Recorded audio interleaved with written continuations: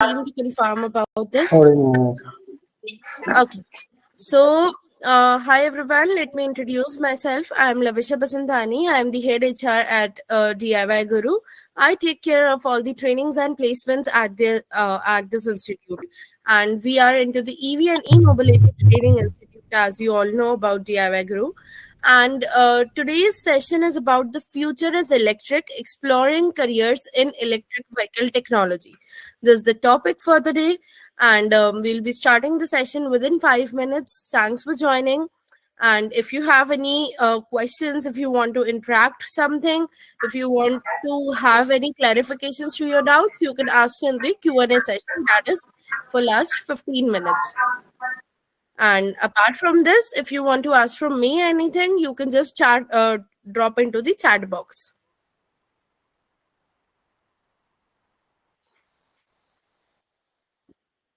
Yes, David? I'm sorry. I wanted just to put an emoji. I It's okay. raised It's my okay. hand instead. I'm sorry.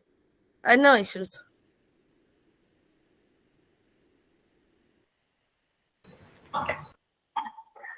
Please tell me that if this is the same what we were asked to join the webinar on retrofitting of four-wheelers.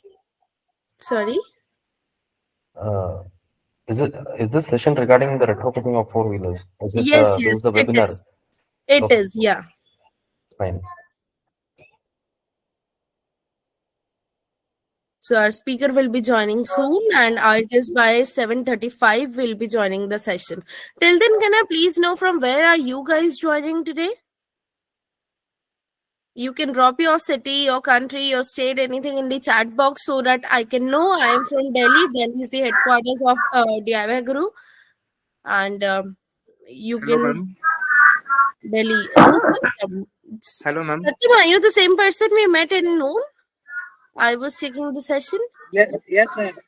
Okay, hi, nice to see you here. December, Bangalore, Pune, Bihar, Algeria, Chennai, Indore. Oh, my hometown is Indore. I'm from Indore, basically. Andhra Pradesh, Varanasi, Delhi, Hyderabad. Okay, we have students from Pan India, I guess.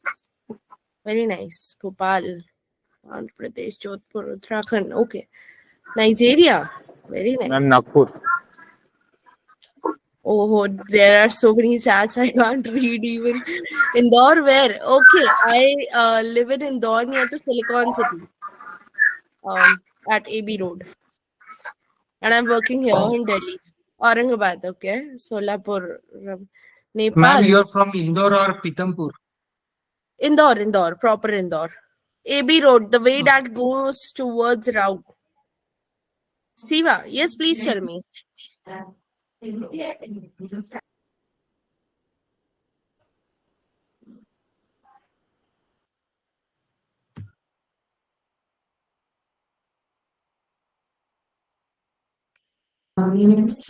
can you tell me about the procedure of placement?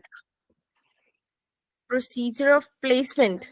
Okay, so the procedure of placement that we have here at the DIYguru is we bring down the opportunities for our students that is screened down by us.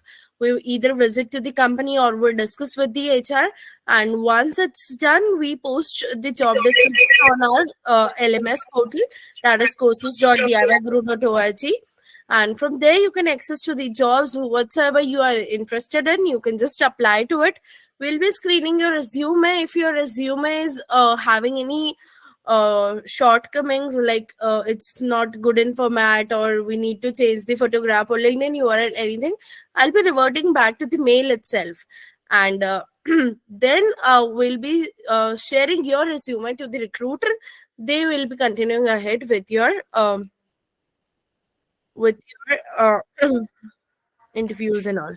Okay, so if anyone is there from DIYguru team, do we have the speaker with us? Can I transfer the call to him?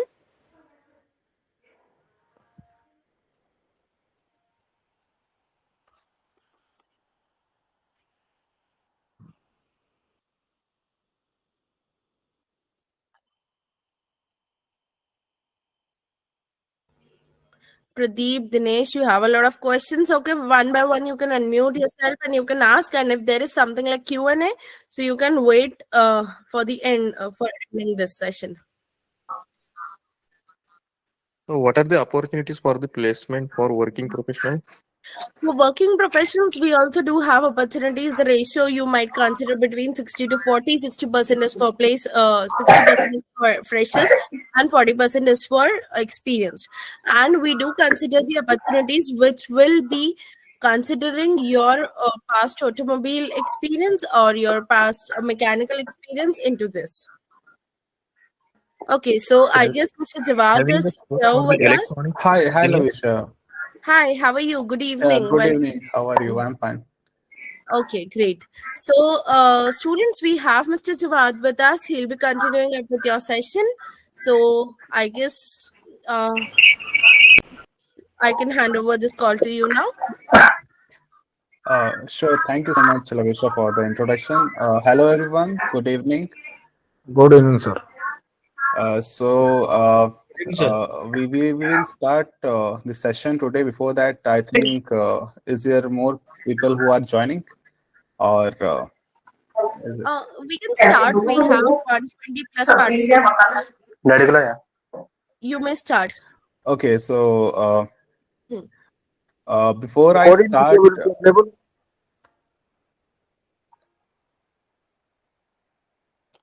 Lavisha ma'am, Yes. ma'am, recording video will be available after the completion of session. Recording is done, but is it shareable or not? That my team will discuss and will let you know. Till then, at least I guess we should start with the live session because he is here for a limited time. So I guess we should utilize it first, and then we can discuss everything into the Q&A. That would be in last 15 minutes. Yes, please. Sorry for the interruption, Mr. Jawad. Dinesh, no worry. You can connect me on LinkedIn. I can, if there is any question, I can answer you. So we start with the session today, and I will share my screen. But before that, I think all the people who have joined today's session, it is more regarding the retrofitting and about the EVs. And I think you all have the knowledge of EV basically, because if somebody is not with that, then it will be a little difficult for them to understand what exactly this this industry is. So I will share my screen and hope you will get good knowledge and good clear, I can say, the tech, what exactly it is. Sure, Rafiq, I will tell. I will tell all the things. Let me share my screen. I can tell you what exactly today's session will be about.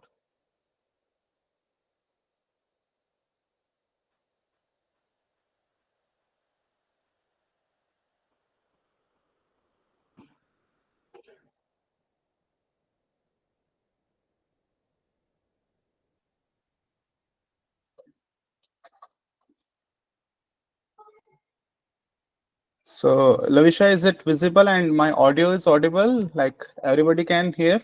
Yes, you are perfectly audible and your screen is also visible. Okay, if somebody lost me, please let me know. Maybe there is network issue. So is it visible? So I'm sharing my screen.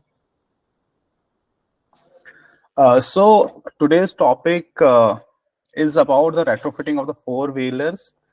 And if I tell you about what exactly it is, I have to just go with the very basics. What does a basically EV mean? Everybody is comfortable in English or Hindi? So I will go with both to get things more clear.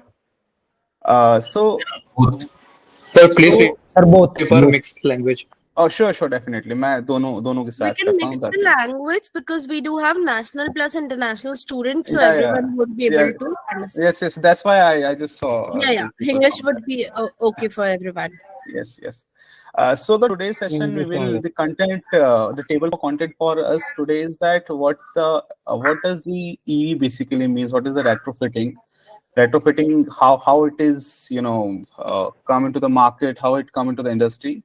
We can go with the overview of the IC engine to the electric, because retrofitting is more about the existing vehicle to converting it to electric. So that is one thing. We will go with the technical aspects, because technical aspect means how things has to go with the the motor, controller, everything, how it has to be go with the numerically, the theoretically with the vehicle, because we have the big challenge that is to convert an old petrol, diesel, even CNG car to electric. We'll go with the battery system, and this is the most challenging thing in the whole EV. Either it's a new, it's a retrofitted, it's a bike, two-wheeler. This is the most challenging part, and it's the most expensive part in the whole EV. Then we'll go with the performance and efficiency, how it perform, how the efficiency go, because the vehicle which we have to make, it is more about the performance, because hame gadi banana, it is not something which we can do it, because if you go with the you just open the YouTube and search there the how to make a petrol car to electric, you get a lot of content about this thing, but that we call a jugaad.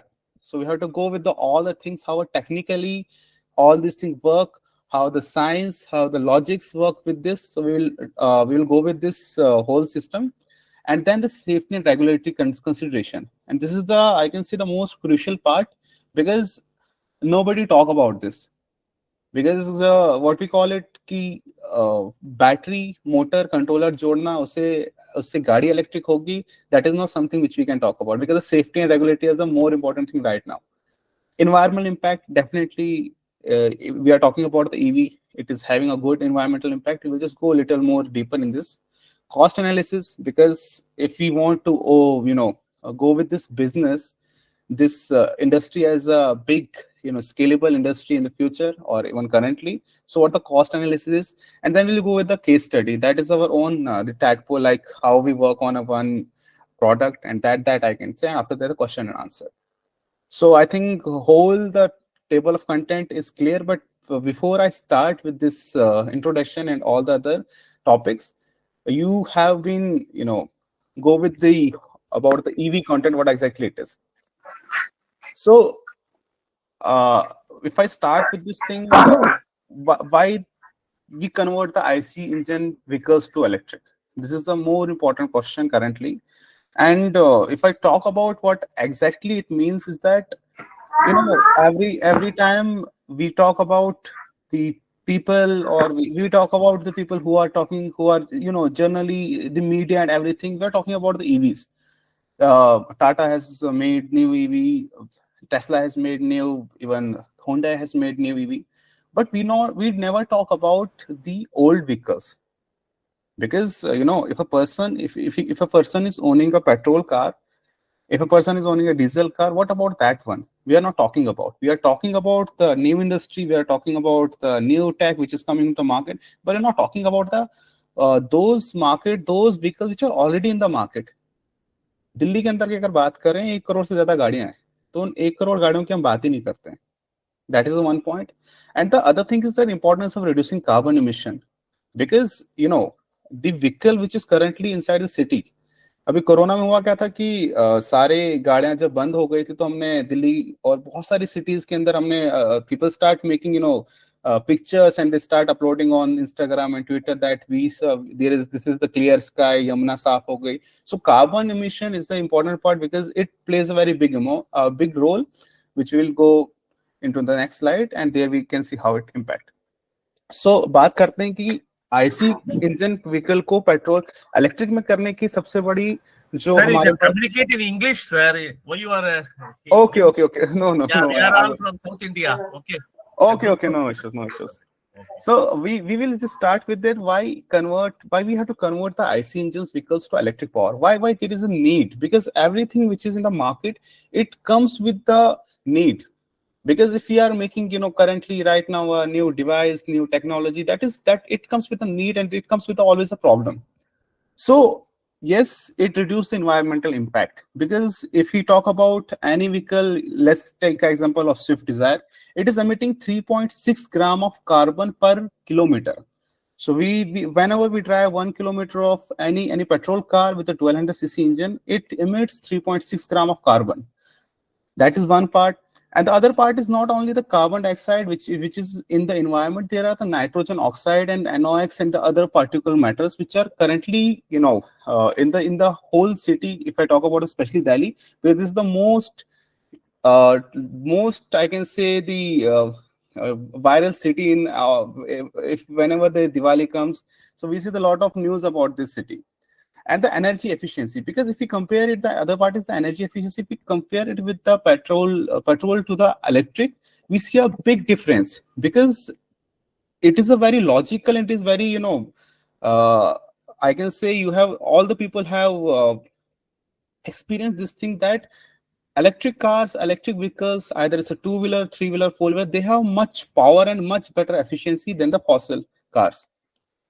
And the other is the cost saving. And yes, it is very clear that if we drive a electric car, if we drive any other, you know, vehicle, we make, you know, we save a lot of money, because running of the cost running for a one vehicle for an EV is 1 rupee, even less than 1 rupee per kilometer.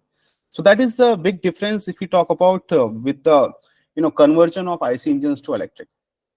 Then another point which we have is that the quiet and smooth operation, because the vehicle which is in the petrol, diesel, they are making a lot of noise. When we convert it to electric, they are very smooth and they are quiet.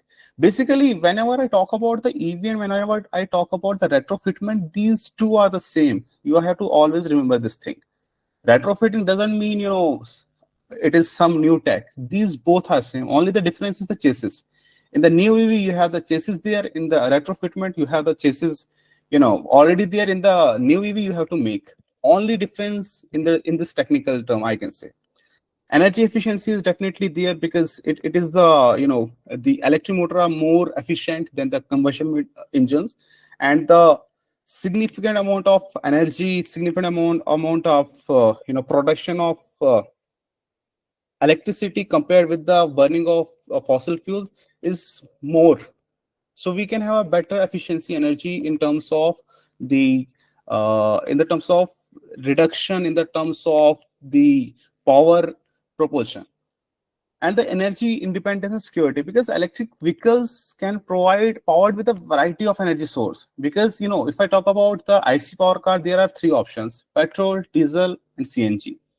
Even, you know, some LPGs and other gas we can have.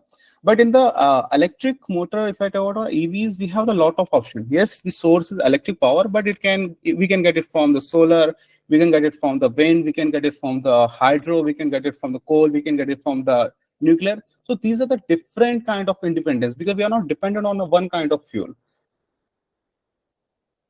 And the technological innovations, because in the EV we have a lot of tech. If we talk about from the past 10 years, we have seen a lot of difference in the EV, especially in the tech part. We started with the single gear, we have the four-wheel drive, we have the crab walk kind of vehicles, we have the lot of tech. We started with the, if I talk about in India market, we started with the 48 volt. In 2013, Reva came with the with few EVs which are E20. Mahindra Reva, then Mahindra bought it in back 2014, I guess. So they came up with 48 volt of system. So we have a lot of technological innovations. So these all things which I'm talking about, it is basically why there is need, because anything in the market, it comes with a need. Without need, without a problem which we have to solve, these things never get, you know, mature, and the things never get a big opportunity. Because from the past 200-300 years, we are burning fuel every day. We have made our planet a very, you know, it is not better for living for humans. So now we talk about the greener energy. We talk about a lot of, you know, carbon credits. We talk about emission reduction of the carbon gases, carbon emissions. So then it is something which we have done it in the past. We are looking for something currently, and these are the solutions which make our whole ecosystem better. So this is some introduction why there is need for this and how we have to solve the problem. Now we come up with the IC engine overview to electric conversion. So basically how IC engine involve, what are the components inside the retrofitted vehicle, and how we can convert it to IC engine to electric. And also we will see what are the benefits of electric vehicles compared to the traditional, as I said in the past slide. So we will just go through these slides and we can know how it works. So now I have to make a electric car. Let's take an example. We have to work on Honda City or any other vehicle. So first of all, what we do, I don't have to open a YouTube and I don't have to go for how to make a Honda City petrol car to electric. No, that is a jugaad. I can say that is a total jugaad solution. That is a jugaad approach. We don't have to go with that. We have to go with the proper approach. So first of all, we will do the assessment and the planning. First of all, we go with the what kind of the specific model we are looking for, how it is feasible. And the live example I can see currently is that we go with this phase where we were converted the Mercedes C-Class to electric. And that is something very challenging because there is no petrol, there is no space for the batteries. And it is very challenging because it's an all sporty vehicle. So that is something, the feasibility, the assessment, we have to go with which kind of specific vehicle model we have to go with, we have to start with. And the other thing, how we work is that the factors, the age, the conditioning, the weight and space availability for the batteries and electric component. These are the approaches basically Tadpole works. This is how Tadpole starts the things and how it go with the proper model and how it works. So when we go with this basic, like what kind of vehicle we have to convert and what kind of, what is the vehicle age, what is the condition, is it trusted, is it, the drivetrain, the tires, everything is okay, is it smooth or not, and is there a space for batteries? That's the most important thing, because we have a big challenge here is that we are working on the retrofitment, and in the retrofitment there is no space easily you will get for the batteries. If you are making a new car, there you can design the space as per your battery size, but here you have to make the design something which we can develop, which we can integrate inside the vehicle. And after that, we have to determine the goals, exactly what we have to do, what we have to make from this. Because we are not talking about a college project. We are not talking about some kind of video which we can upload in the social media. We are talking about a proper business. And going to the component selection, I will just go with my what I do, what basically Tadpole do. So I started Tadpole projects in 2020, and till now we we started with a vintage retrofitment. So we converted the first vintage car to electric in IIT Delhi, and after that, till now we have converted 15 vintage car across the country, and also recently we have worked for the Indian Army and delivered the gypsies to them. And this is something first time in Indian Army, the one startup has given this kind of solution. We also give our solutions to national parks, and also we had a big collaboration currently with the fleet operators. And we were also a technical partner with the Action Construction to develop 30 ton of electric crane. We are not the first one in this market, but yes, I can say we are the first one who started the new industry, new approach with the good results. And we have the challenges every day, and this is I'm just talking in this session. I'm talking about how I think how Tadpole work and how we take this thing, work on a model, and how we take things very, I can say, the clear manner in a particular steps to make it a sustainable, viable, and scalable business. So coming back to the component selection. So component selection, after that, when you have the assessment and planning, which kind of vehicle we have to go with, and then it comes to the component selection. And there is the main important thing. You have to select an appropriate electric motor, which means there are a lot of options in the market. If I talk about the motors, if a person, many people know about the motors, but for the other people, I can just give a very small brief about the motors. A motor is basically which converts the electric power to mechanical. And there are a lot of options in the market. Usually for the electric vehicles, we go with the induction, we go with the BLDC, we go with the PMSM, and currently the SRM is in the market. So these are the latest tech which I'm talking about. Although it is a very vast project, and you can read it on Google, and you can have a better knowledge from that. So once the assessment and planning is done, we go with the motor. What kind of motor we have to use, what kind of size, what is the desired performance characteristics. So if I have to work on the Honda City, so first of all, from my mind, I have to make this Honda City either better than the petrol Honda City, or I have to make it similar to the electric Honda City. So first of all, that thing has to be very clear and sorted. It is not something which we are making Honda City to a e-rickshaw. So that thing is very clear. And after that, the second thing is what kind of range I have to go with. If I go currently in the market, if I compare my vehicle, with for like a Honda City, if we have to make it electric, we will go with what kind of the nearest electric vehicle which come into this radar of sedan. So Tigor is there. We can have when Mahindra Verito is there, e-Verito. So there we can have a range of 130, 160 kilometer. Like in between, we can have the range.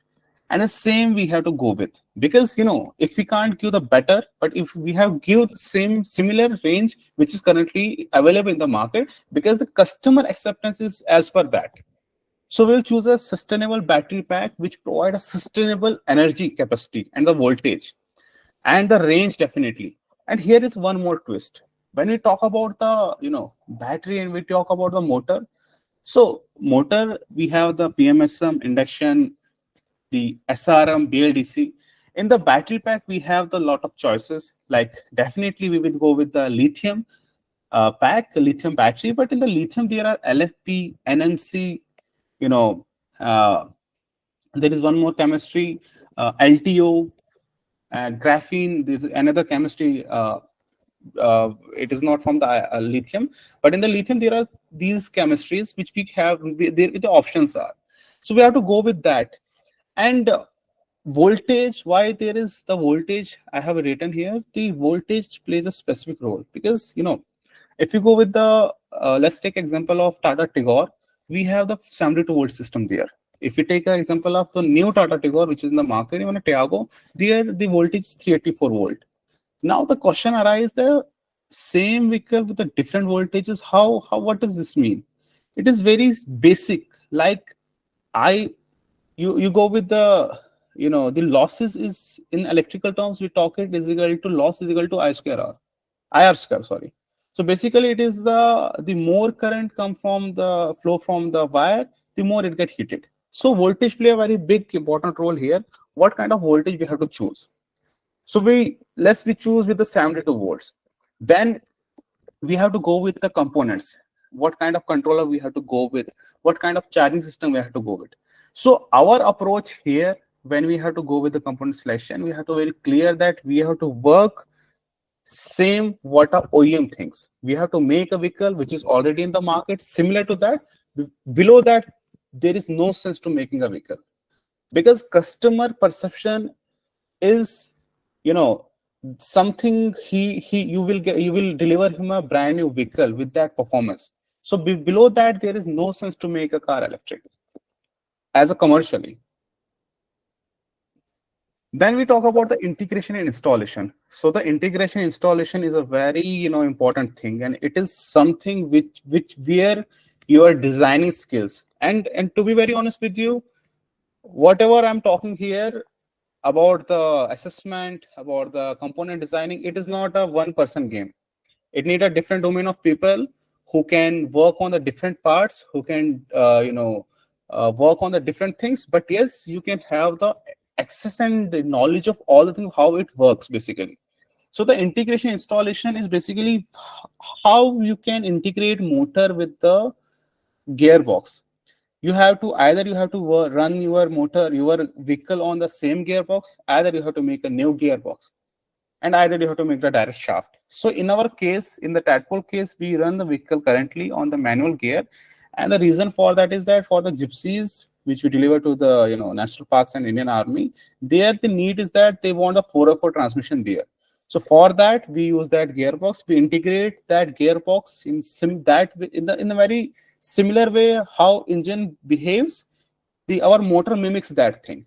So I can't share the pictures here because it is for the patent. So for that reason, I have not added the design here. But you can I can give you the idea in the upcoming slides.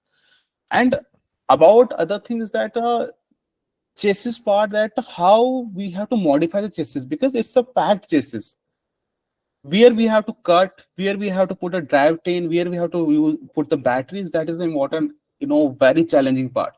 Because let's take example that if we have to install a 23 kilowatt of battery, which means 72 volt 300 Ah. So where we can place that battery?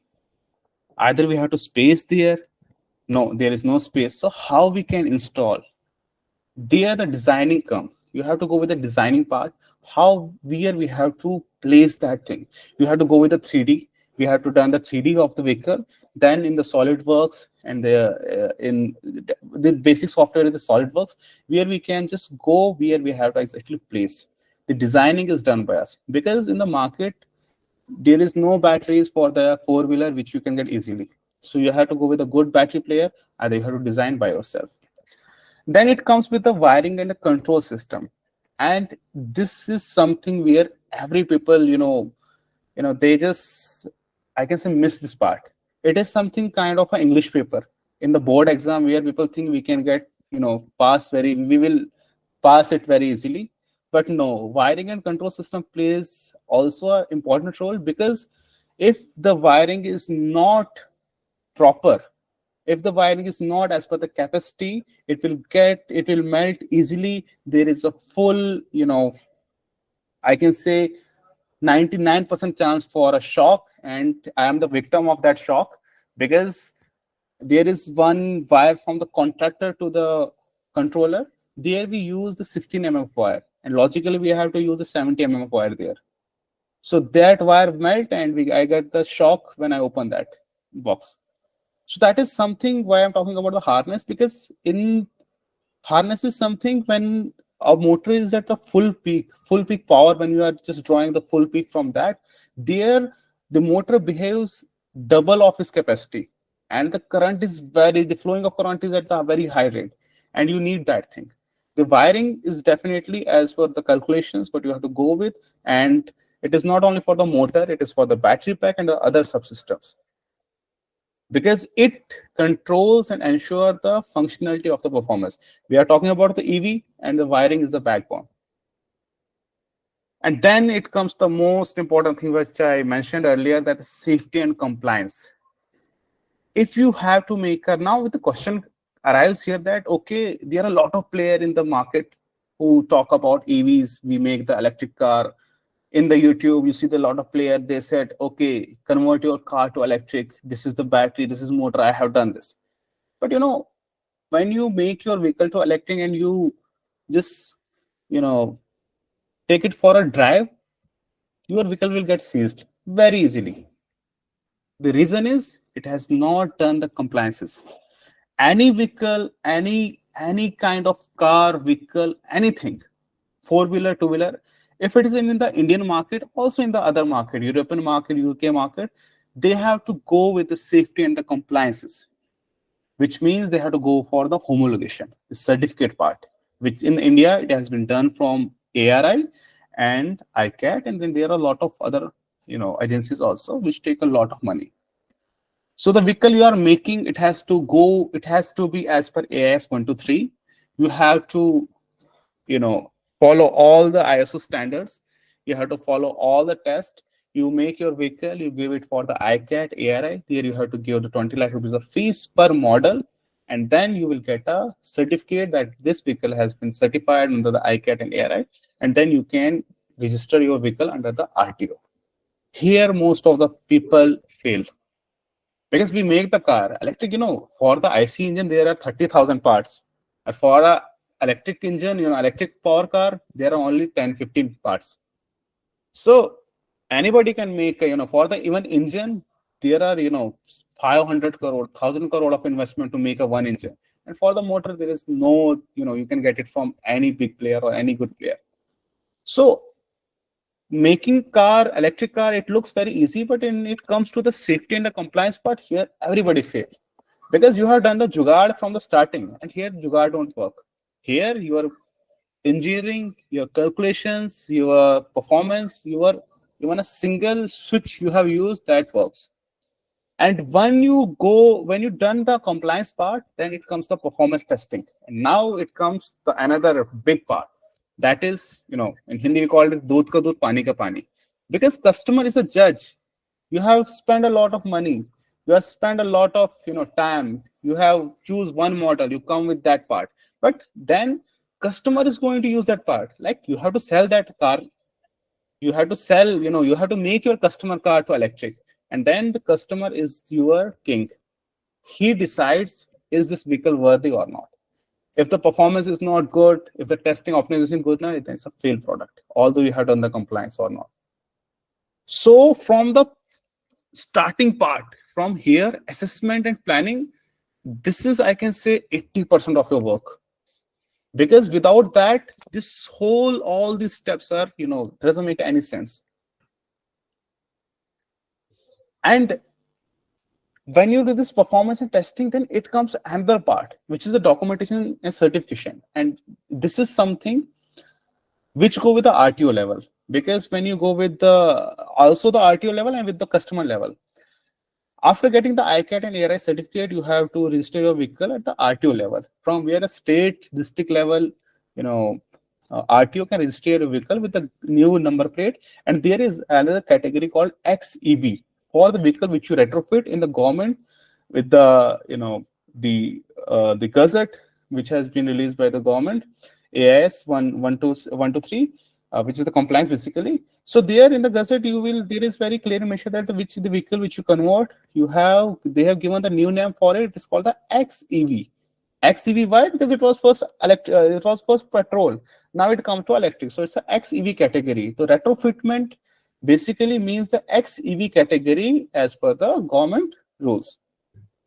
And once the certification, the registration, RC is done, then you have to go provide with the basic knowledge to the customer, how the component specification, the logbook, the book in which all things are mentioned, the wiring harness, the component selections, the necessary and the certification regularities, all the things have been covered in that. So when you go with all this thing, now customer has taken the vehicle is good, the performance is good, the compliance are done, then it comes another important part, that is the maintenance and support. And we are in this country where the people need the value for money. If there is no maintenance support, still your product is failed. So you have to go with the proper maintenance, proper support. You have to go with the tracking of the vehicles through IoT. And recently we have worked on our own system. We track the vehicles which are running. We read the pattern. We are working on the few AIs currently in which we can predict the fault. Because running of the vehicle is important. And if your support is good, your maintenance is good, then you have made all that is not Tesla, but you have made a Toyota. And your goal should be very clear that don't repair until it is not broken. This is basically Toyota, I can say the slang, but they always call it that don't repair until it is not broken. So same thing, you have to go with your tech. You have to be very confident what kind of motor I have done. It is as per the logic, it is as per the tech, it is as per the things which I'm talking about. Then the next part, the introduction, the next part come about the compatibility assessment. Basically, when this session, I'm talking about these things very in a more, I can say, deeper way. So here you can see the Gypsy which we have converted. It is a very rough diagram here. It's a very SolidWorks 3D. So you can see here that this is the motor here. If you can see my cruiser here. So this is the motor which you have coupled with the gearbox, and this is the a fabricated box in which the control every part is there. And here you can see the battery pack is something which we have placed here. And the people who know about the Gypsy is on the ladder. It's a ladder kind of chassis in which there is only space here, either here or either in the front. So front part we used because the requirement of the client was to make it 4x4 as well. So this vehicle is running on the electric gear and it is running on the 4x4 transmission as well. And the battery we have placed here, we have designed in that way that the weight of the vehicle should be clear, should be balanced, and the height, width, and everything has to be very clear. So in the next slide, I have given about the designing of the battery, which we have done for the Gypsy. So it is mentioned there. So you can just see from this 3D how the things work. It is not something, total jugaad you can do. You can click the picture. You have to go with the proper single detailing of the vehicle. When I talk about the vehicle condition age, the chassis body, it plays a very important role here also. In this thing, if you just take an example that this part, the fender side, the ladder side is not good, then this battery will get damaged very easily, because this battery for the Gypsy weighs 180 kg. Yeah, there is one more thing which I forgot. That is in the AS, you can only add the weight 25% of the vehicle. Like the unladen weight, if it is 1000 kg, the government only permits you to increase the 25% of the weight of that vehicle. So the designing, everything has to be clear as per the rules. And now if I talk about another part, that is the bearing, the tire, the chassis, because making a new EV is easy for me, but if I think to work on an old vehicle, I think it's the most challenging thing in the world, because you don't know about the tires, you don't know about the chassis, because everything has driven for lack of kilometer.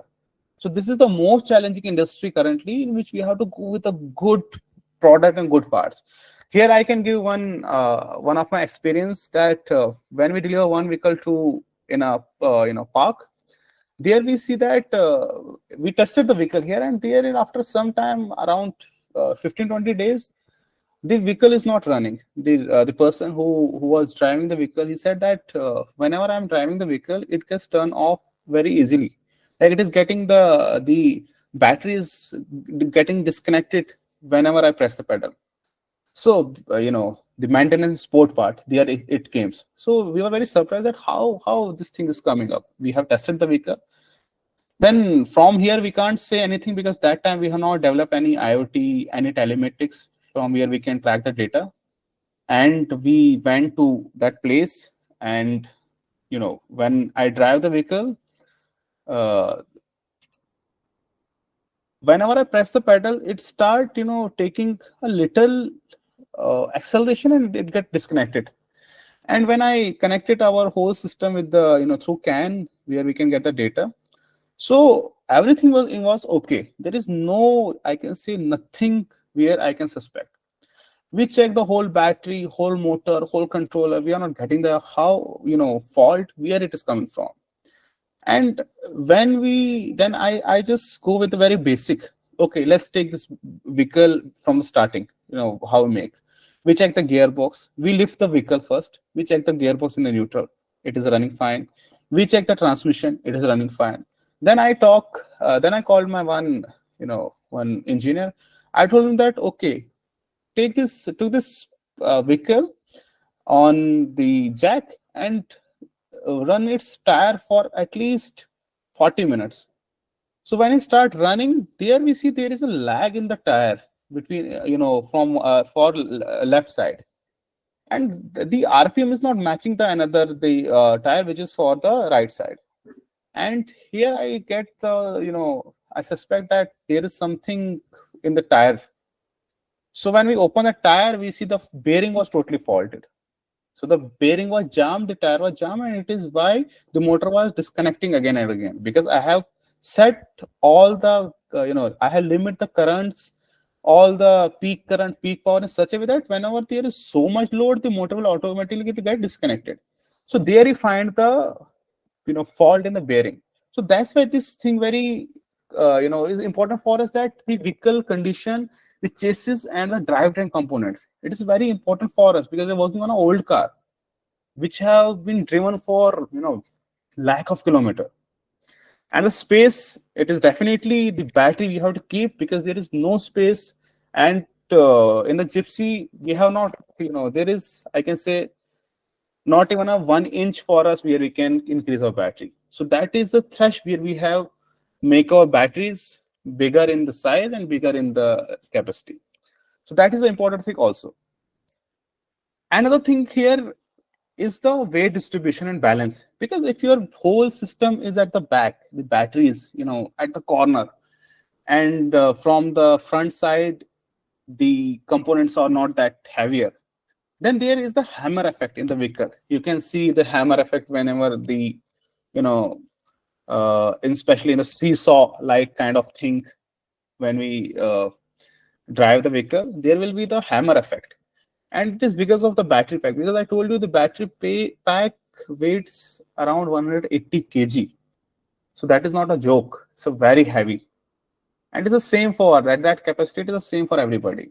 So that is something which you have to go with the distribution of the weight, because you have to check my CG, center of gravity, is good, my rolling resistance is good. Is it, making worth to make it electric with this design, or is it, something, a burden I have put it on the body or on the vehicle? Another is the drivetrain configuration. I told you earlier that how you have to connect the motor with the drive wheel. Either it's a front drive, it's a rear drive. You have to, if you want to use your gearbox, you have to go with that coupling, where we call the flange coupling. But you have to design that part. You have to just mimic how motor behaves. It is something, I can say, the trick which we have, which I know.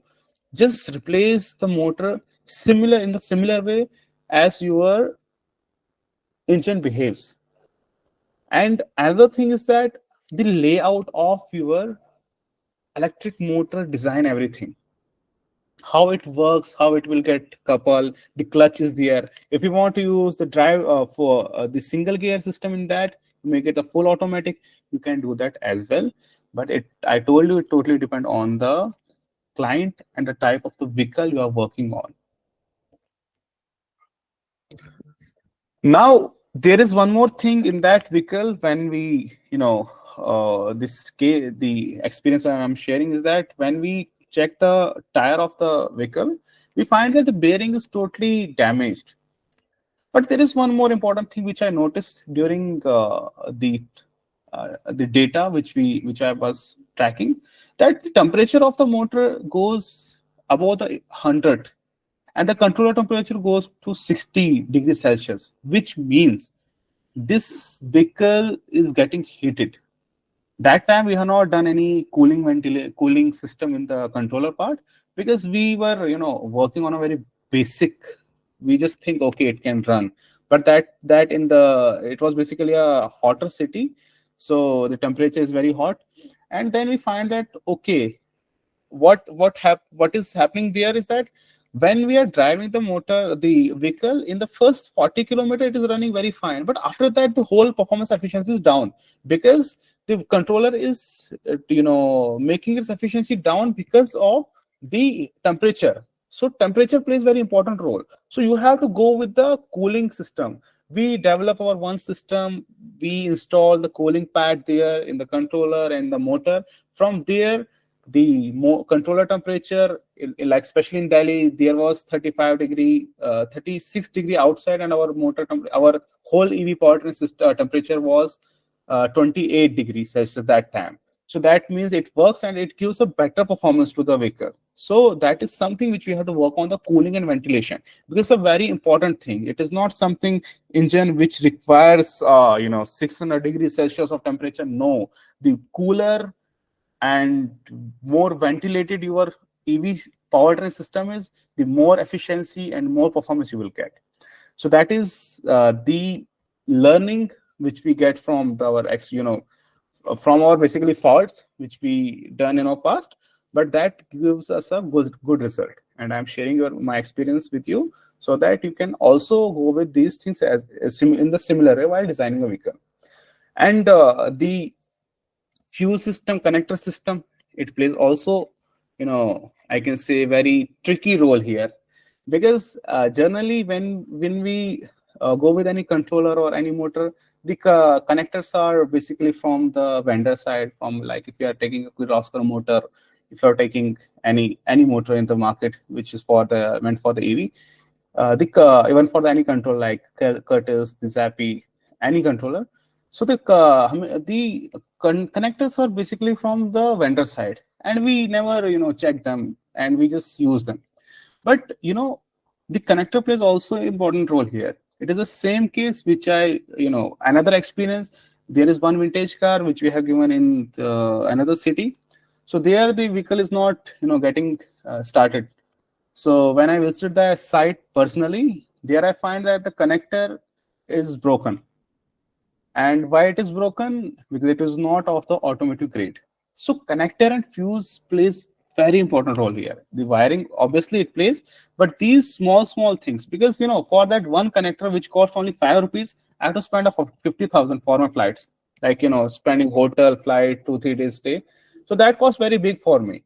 So there is another learning which I got from the real experience, that connectors you have to go with the automotive grade. Either your vendor is providing, but you have to check it is worth it or not. And when you are talking about the upgradation modification for the higher voltage, higher current, you need the another components. Look, DC direct current, AC alternative current. If I talk about which current is the more dangerous, the answer is DC. But if the voltage is high, in the AC you will get a chance, you get free. But for the DC, it will just make your total, I can say, it will make a person total melt into a whole, in a carbon state. The DC is very, and in the batteries we are using the DC batteries at a higher voltage. So the component, the protection for that, you have to go with that. And if we go with the back data, we saw a lot of news about the 2-wheelers, 4-wheeler, that the battery are getting short, the fire incidents. So there the BMS plays very important role. So look, in this session I'm not going with the component level, what kind of component we have to use, I'm just going with the real world challenges, the integrations, and how we had to go with this whole ecosystem. So then AIS 50048 was there for the battery. Then it comes with the 156, where you have to make your vehicle battery more better. You have to take the consideration, the cutoff temperature. You have to ensure all the safety check.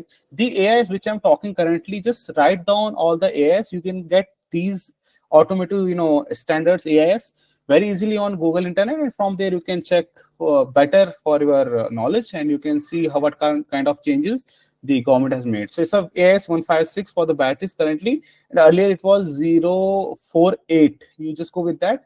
And for the retrofitting, it's a AIS 123. So these are the AIS which you have to follow for your any vehicle. Like AIS 123, which part, sir? Part 2. So these are the standard which you have to go with, because this is some kind of a, I can say, the procedure. Like if you have to make a biryani, so the procedure is you get this kind of rice, this is a jeera, this is ilachi. So you just mix all the things in the starting. You said my biryani will, I will get the Hyderabadi biryani. So that is not the way you have to go with. So this is the similar way for the automotive standards which you have to follow. What kind of wire, what kind of sockets, what kind of switches, the battery, the motor, what kind of test I have to go with. These AIS clearly mention all these parts. So the cost benefit analysis, definitely we have to, I will talk about this in the next slide also, what kind of things we have to go for, because we are talking about a tech, but we're not talking about the money, because whole science, you can be a good engineer, you can be a good designer, but if your product is not hitting the roads, if it is not available on the road, if people are not liking it, then it's a total failure. Either you make a rocket. So let's now take the motor selection part. How we have to go with the, what kind of motor. Many people think about what kind of motor we have to choose, because I told you that there are a lot of options in the market. There are, I can say, the PMSM, PLDC, induction. So if you go with the earlier in the starting, we find that induction motor everybody use. Why? The tech is mature. And look, just remember this thing, always go with the mature thing for your full-fledged product. If somebody is doing R&D, if somebody is saying, I'm making this motor, even That motor is, available in the market, and he is saying that I'm making this motor. Don't take it. Either you will have not tested, either the person is not available in the market, either his service support, either his, product quality and life cycle is good. Never go for that. So in the starting, even currently, many people go with the induction motor because the performance, it is a rugged motor. There are no magnets inside, and it is something which people want because it is a mature tech basically. But then we talk about the PMSM, in which the magnets are there. And the difference between the induction and PMSM, if I talk about in the terms of EVs, for the PMSM, why we choose the PMSM? First is that it is having a better torque. PMSM motors are having a better torque than the induction. Another is that it is having a better efficiency. So efficiency means it is 90 to 93% efficient, and induction is 85, 88. So in the electrical, 1% efficiency makes a big difference. And the another part is that the efficiency I talk about, the torque I talk about, the controllability. PMSM motor we can control very easily. For the induction, it is difficult. And the twist here is that the controller for the PMSM is cheaper, and the controller for the induction is costlier. If we go with the example, if induction motor like a 15 kilowatt of motor cost 50,000 rupees, and the 15 kilowatt of PMSM motor cost 80,000 rupees, and the controller for the induction motor cost 1 lakh rupees, and the controller cost for the PMSM cost only 25,000, 35, 40 maximum. So this is something which is in the price side, but yes, PMSM is having a better torque, better efficiency, and better we can control that. But the only demerit in the PMSM is that it uses the magnets, in which makes a one more, I can say, a warning here, is that when I talk about that, when we visited the place, we find that the control motor temperature is 100 degrees Celsius. When the magnet goes above the 100 degrees Celsius, your magnet will get demagnetized, which means the power is totally dropped. So for that, we have to go with the cooling part. So I have to make my whole vehicles ventilated. We have to add the cooling so that our temperature range is within that radar, where we can control, where we can make our shell life better, and where we can take a better efficiency and performance from the motor. So for 100 degrees Celsius in the PMSM motor, the magnets are okay, but after that, it is something which the heat will demagnetize a magnet. And in the induction, there are no magnet, then there is no worry for that. So this is the big difference currently, but everybody, and even the PMSM is more smooth and very soundless. And this is something which I talk about from my experience, and this is something which I talk about in the technical term. And now let's take an example. If we have to go with the Honda City, so Honda City, for that I have to go with the first weight. What is the weight?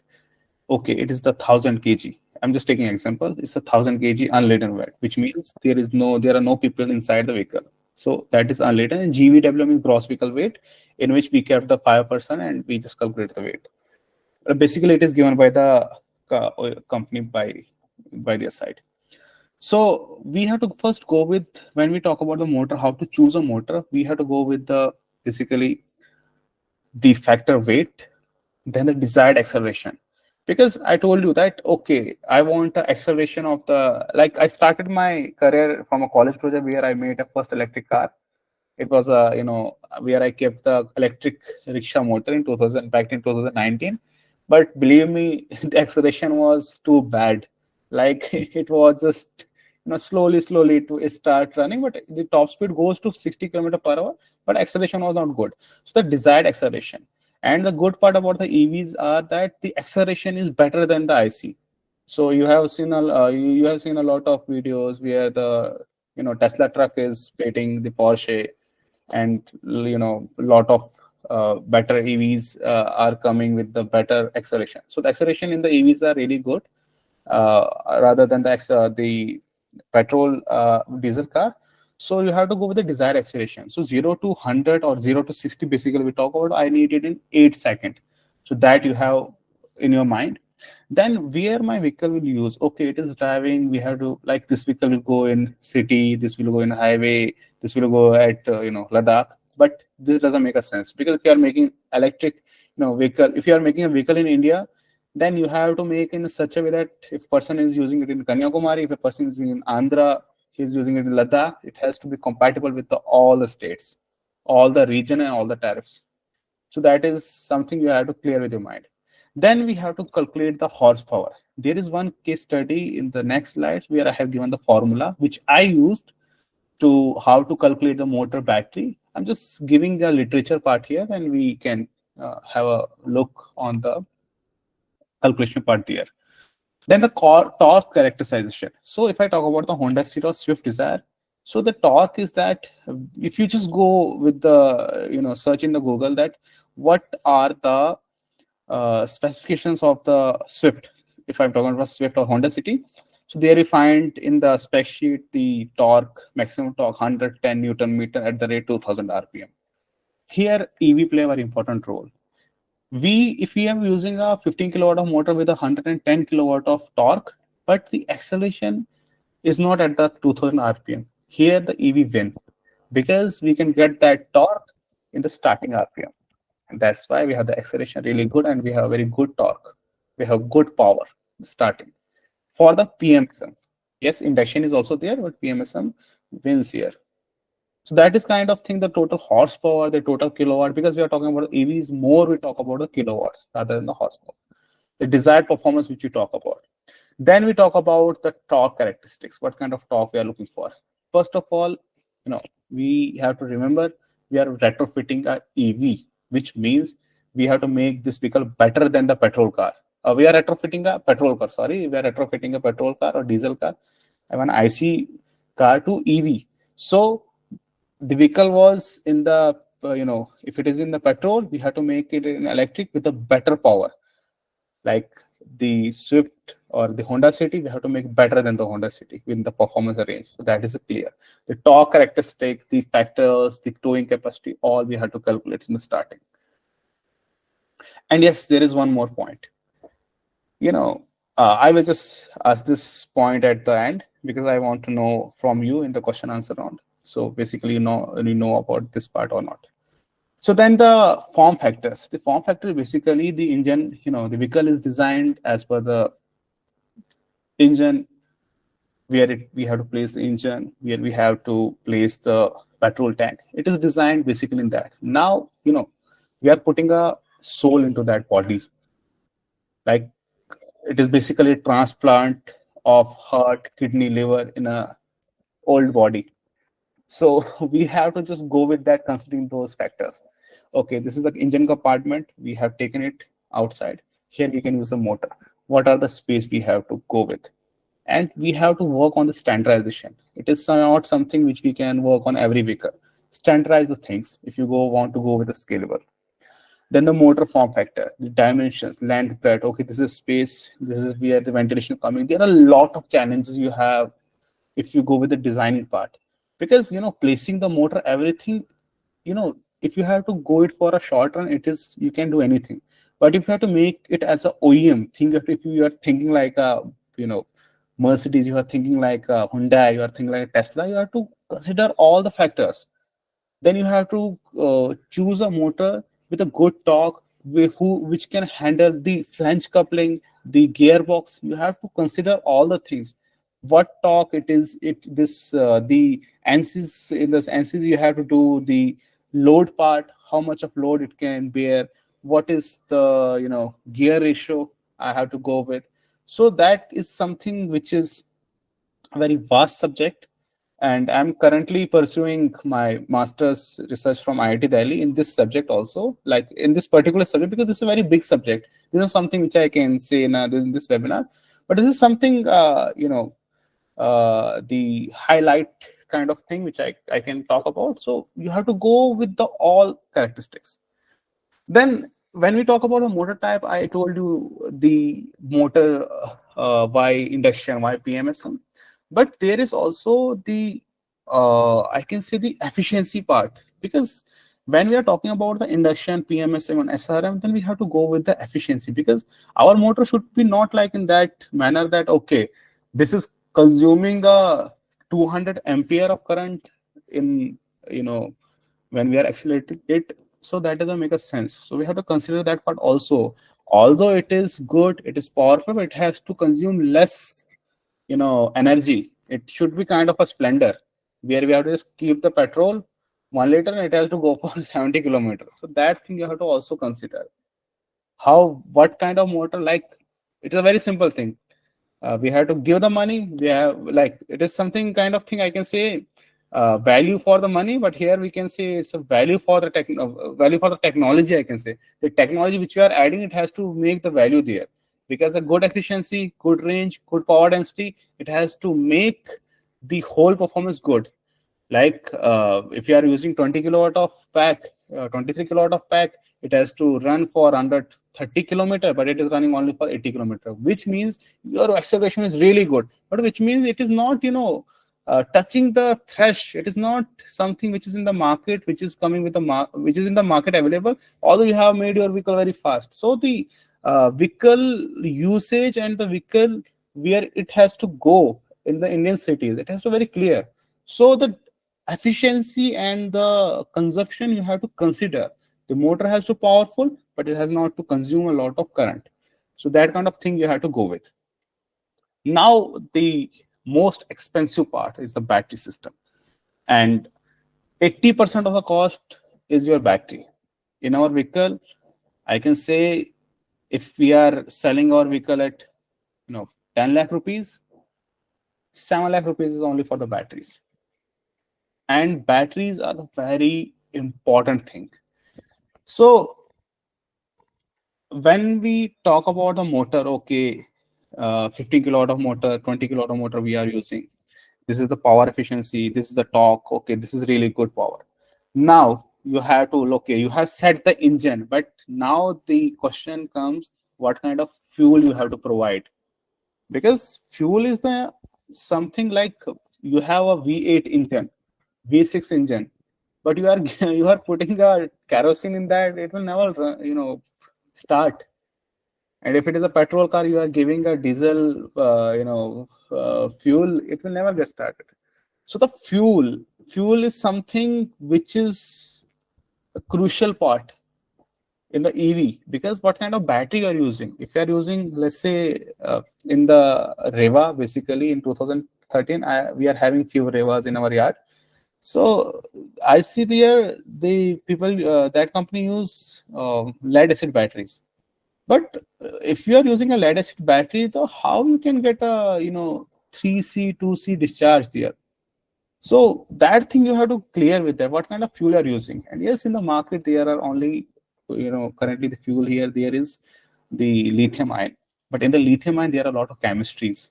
So for Tesla, for any company, good company, they are going with the LFP, and same we are using also the LFP, lithium iron phosphate.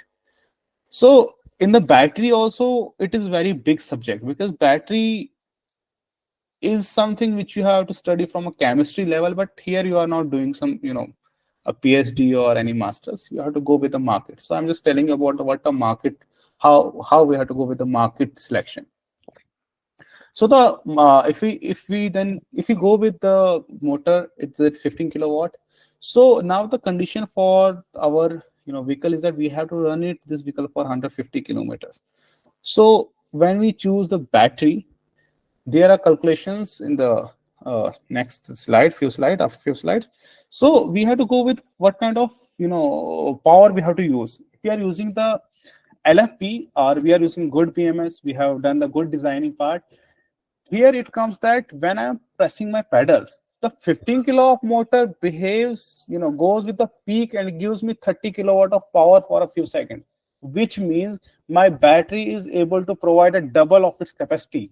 If it is a 23 kilowatt of battery, it has to give 50 kilowatt of power for a few seconds or 30 kilowatt to meet that motor.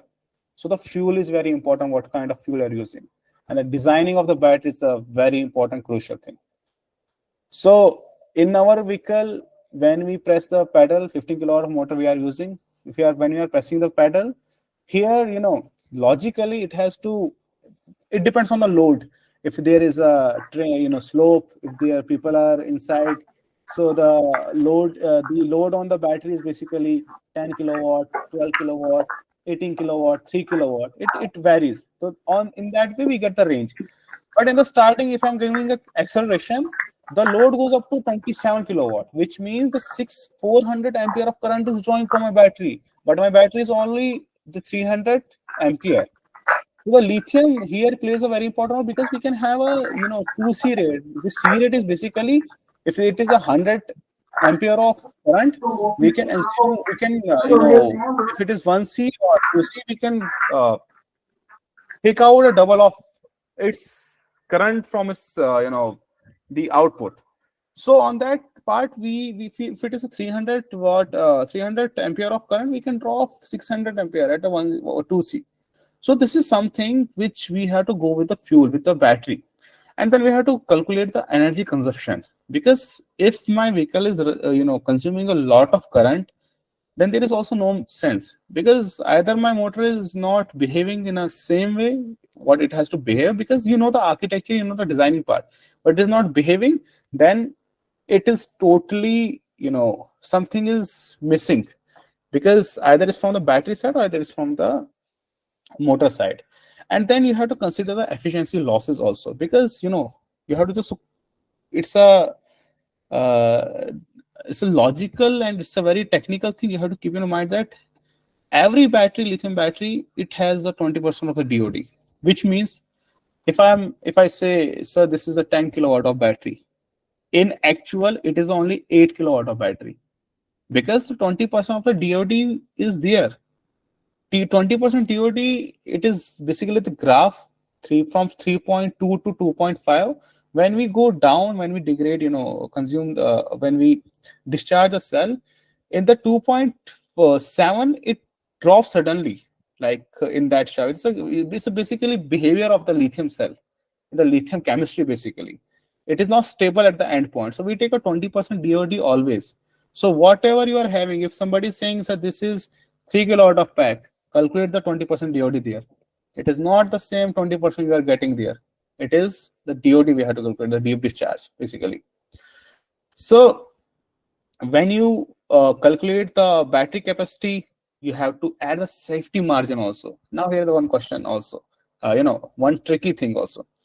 If let's take example, my battery needs, my vehicle needs for 100 kilometer range, it needs 10 kilowatt of battery.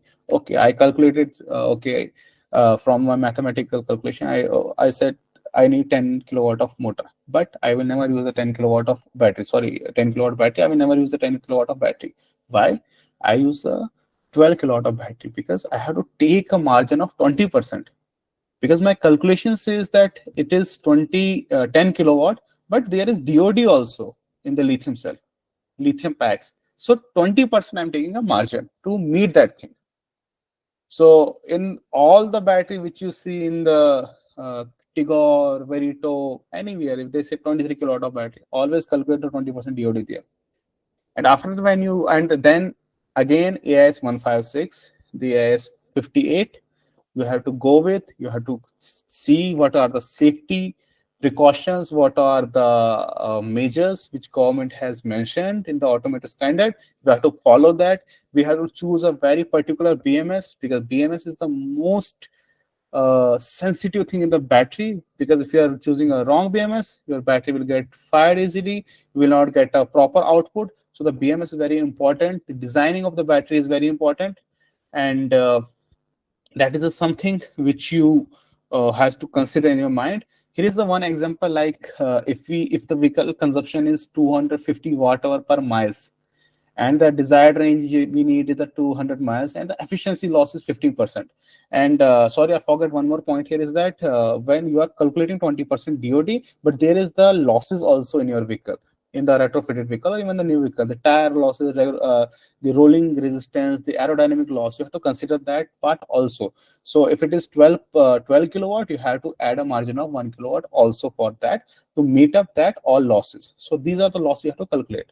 So here the total energy consumption is the vehicle energy consumption multiplied desired range, which is a 50,000 watt hour, which we have to require for a 200 miles. This is a very basic calculation we have to go. And if somebody wants to take the picture of this, you can take, because this is a very good formula you can use. And then we have to go with the adjusted energy consumption, which I mentioned that 50% of the efficiency loss we need. And here you can see the total energy consumption multiplied by 1 plus efficiency losses. You can get this formula very easily on the Google. These are not some rocket science, a very basic thing. So then required battery. Look, this is something 57,000. It's a 57 kilowatt battery which we required. But I mentioned that we have to keep up the battery, DOD, the efficiency also there, the efficiency factor and all the things we have to calculate. So when we divide the adjusted energy consumption by battery efficiency factor, which is 0.85, we will get the desired battery. Now you can see from 50,000, like 50 kilowatt to 67 kilowatt, which means the 17 kilowatt is added. So this kind of adjustment you have to do. It is not something 3 kilowatt you have to use kilowatt. No, it's not 3 kilowatt. It's like दिखता कुछ है बिकता कुछ है. So the better example is that हाथी के दांत दिखाने के कुछ और खाने के कुछ. So we are talking about 10 kilowatt, but it is not a 10 kilowatt. It is basically 13 kilowatt, in which we have calculated the DOD, we have calculated the losses, we have calculated the efficiency. All of the battery factor we have calculated. This is the range we have to, battery capacity we have to go with. This is our one battery design which we have done for the Gypsy. So this is we have done by ourselves the battery design. Here you can see the cells. We are using the here the 160. It is the cell dimension. Like this is cell which you get from the vendor. He gives you the cell basically data sheet in which the cell dias everything is here. So we are using the prismatic cell in this. We are not using NMC. Tesla is using the cylindrical cell 18650. We are using the prismatic 100 AS cell. So this is a if this length is very large, it makes a trouble for you in the battery fitment. So your whole brain is total stuck with this part. How I can design the battery, where I can keep the battery. And believe me, without the experience, you can't do this thing, because this is something which you get with the experience. The battery BMS placement, the type of connector which you are using, the type of wire you are using, all these things you have to consider, and you can make the battery by your own. You can design it. And there are a lot of people, engineers who design the battery. Then in this pack, we are using the 69 cells. And 69 cells are connected in, it's connected in series. And it's a 25S. And we are having 72 volt, 300 Ah of capacity. And it's 23 kilowatt of battery, but it is not actually 33. We are only getting 18 kilowatt of power. So one more case here. And one of my worst experience, which cost me 25 lakh rupees of, I can say loss. When we are using the Army project, there I calculated all the battery calculations. Okay, this is the battery calculation we need. This is something 18 kilowatt, 16 to 18 kilowatt. For client requirement was 120 kilometer with full load and with the full speed. So that is a achievable range. It is a practical range which I am talking about. And in the AR and ICAD, your range will be 200 kilometer. So even if it is you are buying any two-wheeler, three-wheeler, they always mention 200 kilometer range. There is STAR and ARI, ICAT, they have mentioned. So that is the lab report. In the actual, it is 110, 130. So I'm talking about the actual range. I'm not talking about any, claimed or lab range. So when I was doing the calculation here, then I calculated, okay, we need like 18 kilowatt of power. We use the 80 volt, 200 Ah of battery. And when we start, taking a trial on that batteries, we get 95 maximum of 204 kilometers of range. Like if you are driving very good, like a very systematic manner, the range was 104, maximum. And I was not getting how it is running. We have done lot of, test. We done, 30 cycles so that cell will get balanced. It will give the backup, but the results are not getting. At the end, I, doing a lot of brainstorming and, rectifying the error, why it is not giving us a range, what the client desired range. Then I rechecked my calculation. I found that I have not calculated a 20% DOD and the efficiency losses. I forgot that part, and that cost me 25 lakh rupees of penalty, because I have already quoted some price to the army, and then I have to go with a bigger pack. So actually it was not 16-18 kilowatt of pack. It was basically 15 to 14 kilowatt of pack, which was in the back, which was actually working. So now the 23 kilowatt of pack which we are giving, it is behaving as a 18. So this is very big thing which you have to keep in mind, because these basic small things cost very big for you. So charging infrastructure. So we talk about the motor, we talk about the batteries. Now we talk about the charging, and this is the subject which you know very better. The home charger is there, the DC charger are there. Home charger is something which you can charge your vehicle from home with 220 volt. It goes maximum up to 3 kilowatt, because our meter is having only 3 kilowatt or 3.2 kilowatt of capacity. So that is the home charger which you have to give. We provide the home charger with our vehicles, where they can charge their vehicles easily from their home switch. And another is the fast public charger. There you have the charger from 19 kilowatt, 15 kilowatt easily. And you charge your vehicle from the fast charger. And fast charging is not recommended even by the OEMs, because when you do the fast charging, the cell get heated, and heat makes the chemistry of the lithium very, I can say, it decreases the life of the cell basically in a short way. So the fast charger is not recommended unless and until you are in a for a tour or not in the city. So avoid that. So public fast charger, DC fast charger, there are a lot of protocols which you have to follow. The CCS, the CCS type 2, which are the European, Chinese, which is in the market. So these are the few picture of the home charger and the fast chargers which we provide. And also there is one more formula which you have to go with. Everybody note this thing. It's a very basic formula. Like if my battery is 10 kilowatt, and a company has given me 2 kilowatt of charger, so I have to charge it home charger basically. So if somebody say how much time it will take, just divide 10 by 2.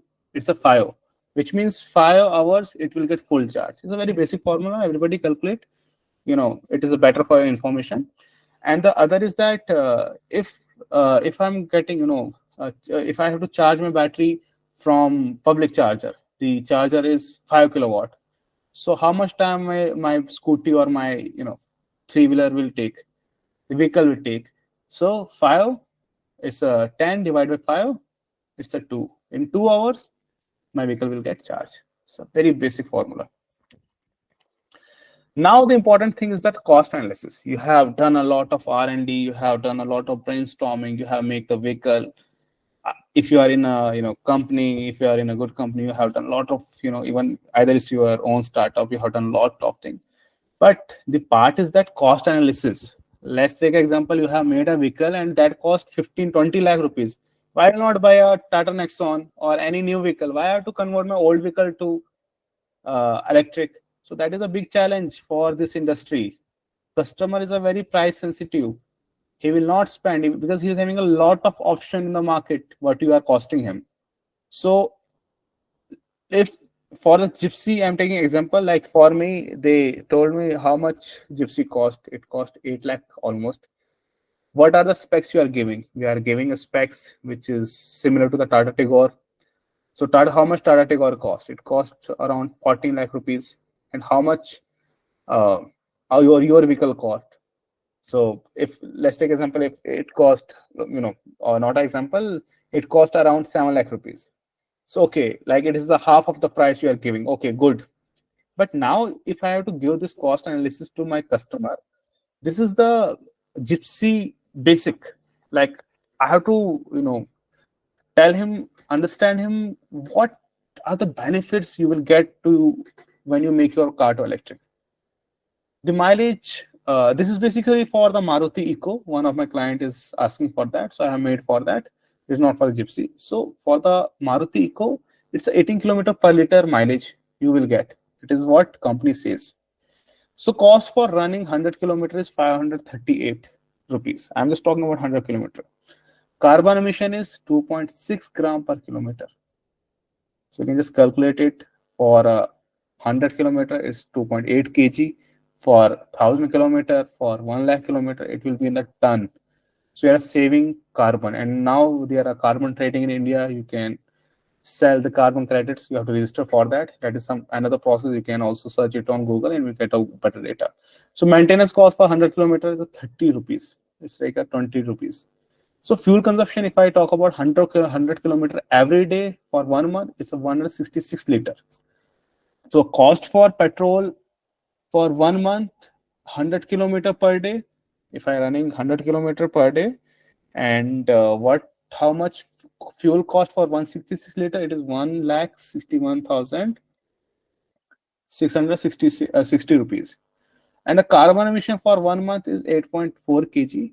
And similar, if I go with the 1 year, we are spending, I think there is some error in the 1 month calculation. It's I think 16,000. And for the 1 year, it is 1,93,000. So it's a 16,000 basically. This is some error. And carbon emission in 1 year, we have said 100 kg. So this is something, person is spending for 100 kilometer every day, 365 days, spending 1,90,000, almost 2 lakh rupees for 100 kilometer every day in Maruti Eco, and he's emitting 100 kg of carbon.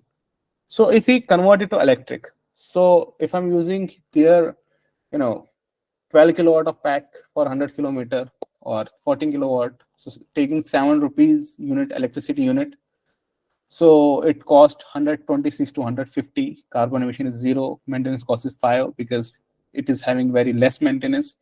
Electric consumption is 540 units per month for 100 kilometer, and for the electricity cost, there it is spending 16,000 rupees. Here he has to spend only 3,700 rupees.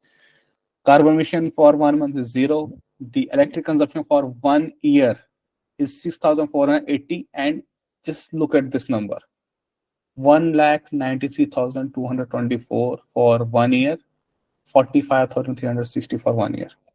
So this is the difference you have to tell the customer. So this is your saving. If you spend a 6 lakh rupees in your conversion car, you can recover your money within 2-3 years. And 8 years of the life is for the battery. So this is the big difference you have to go with.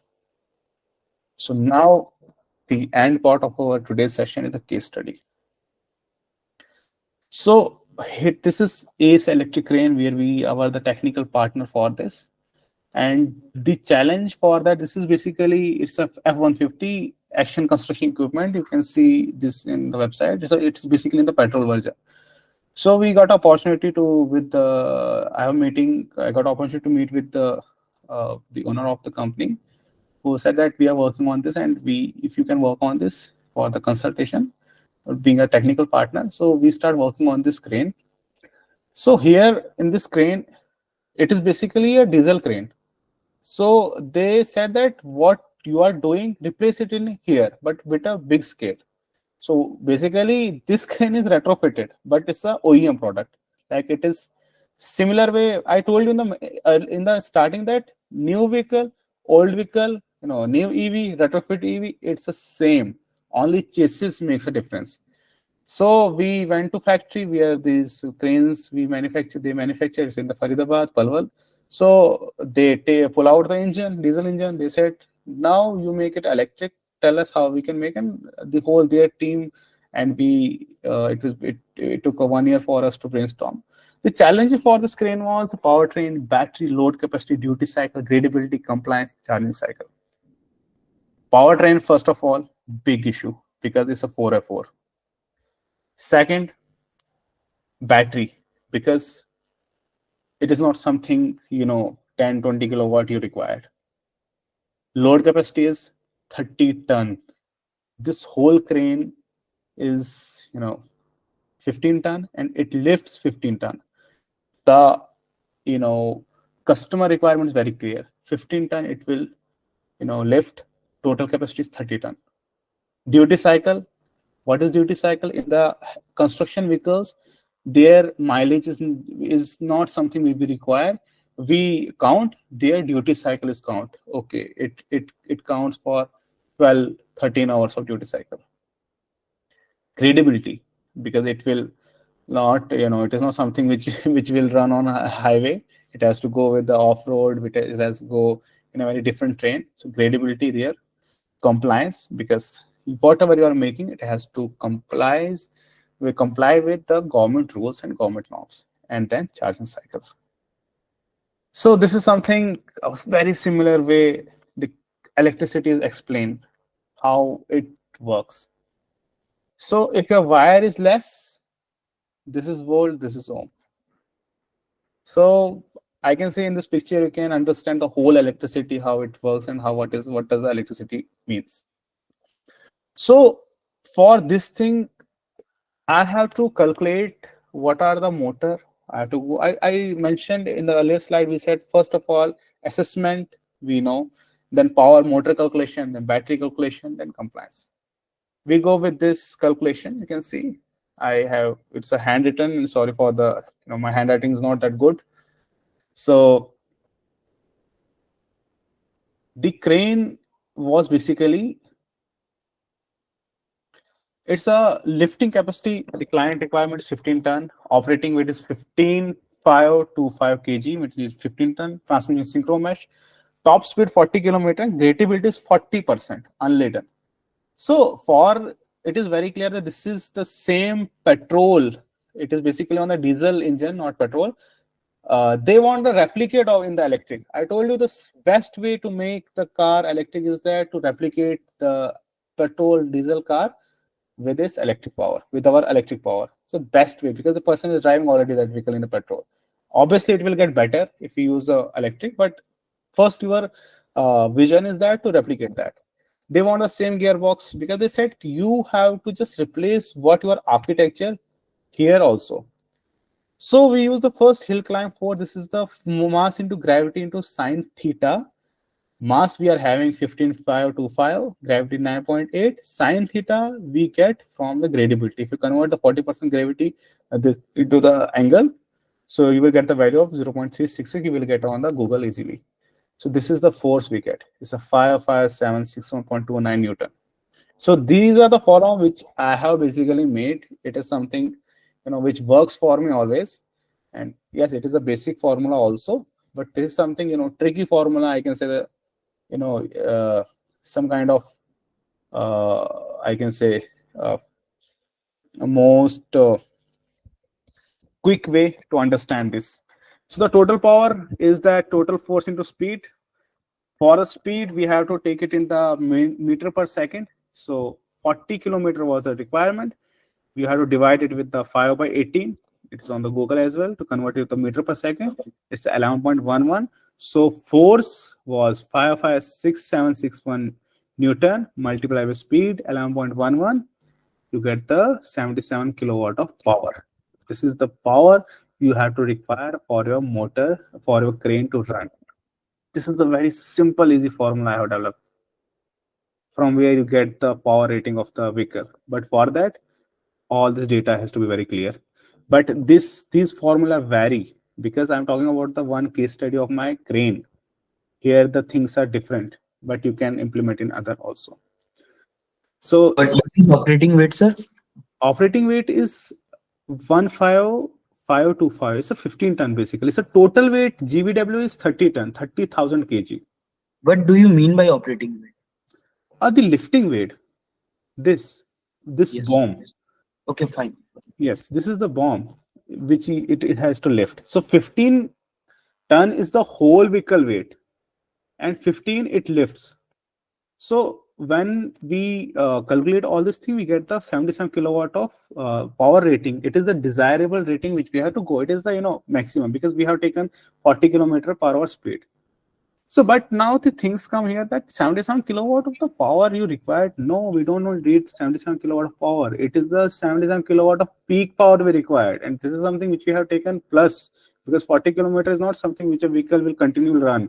Because I am taking 15 ton of load with the 40 kilometer of speed it is running, which is not practically possible. It can never run on that. But in the calculation, we take the worst of the worst. As I mentioned, it cost me already 25 lakh rupees in the earlier. So this is 77 kilowatt of power which is required, and for that this is the peak, and we are having in the India with the one company inventor we develop the actual half of the motor, that is 37 kilowatt of motor with the peak power of around 75 kilowatt, and the torque is the same what that engine is having, because we are having a spec sheet. So it is hello. Yes. Sir, what do you mean by unladen?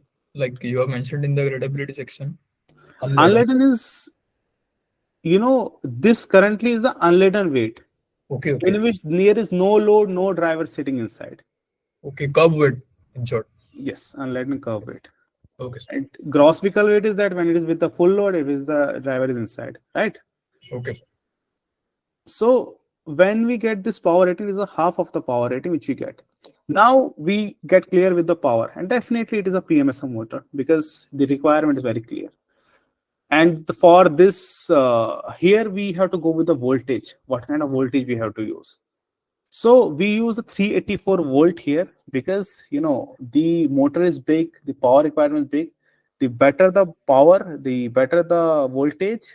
Higher the voltage, lower the current, the I square or losses will be very less, which means heating of the wire, heating of the batteries will not be there. So we go with the high voltage system. To calculate with the battery, what kind of battery we have to use? Because I am taking 40 kilometer per hour. Here what I do, the twist is that I calculate this thing as 100 kilometer, but for this particular thing it is a duty cycle, but I am taking it as 100 kilometer it has to run. So basically for a vehicle we go with that part, but it synced in the, I can say how it synced. So for reference lab test, it is my formula to go with the 1 kilowatt, we use 1 ton. So 1 kilowatt of the motor, it is we calculate the one kilowatt, 1000 kg. It's a very simple example. You can get it from the e-rickshaw. So lab reference we have there from there. If you go with the e-rickshaw, there are 750 kilowatt of motor, there is 1200 watt of motor, and the load, the 8-9 people are sitting there. So almost we take it as a 1 ton for 1 kilowatt, and the energy consumption in the the reference we take a 70 watt hour per kilometer for 1 ton. So for the 1 ton with the 40 kilometer speed, it should be almost 70 to 80. It varies, but this is something which you take as a reference. And it also depends on the vehicle dynamics and lot of other factors also. But to ensure with the battery capacity, whatever I'm talking about here in the calculation part, there is always a difference in the practical parts. When you go with the practical, when you make the vehicle, when you do all the things, there is always an error of margin, but this gives us a better reference how we have to go with that calculations. So if I talking about the weight 15 ton, gross weight 30 ton, I have written the 23. Just wait. It's 30 ton.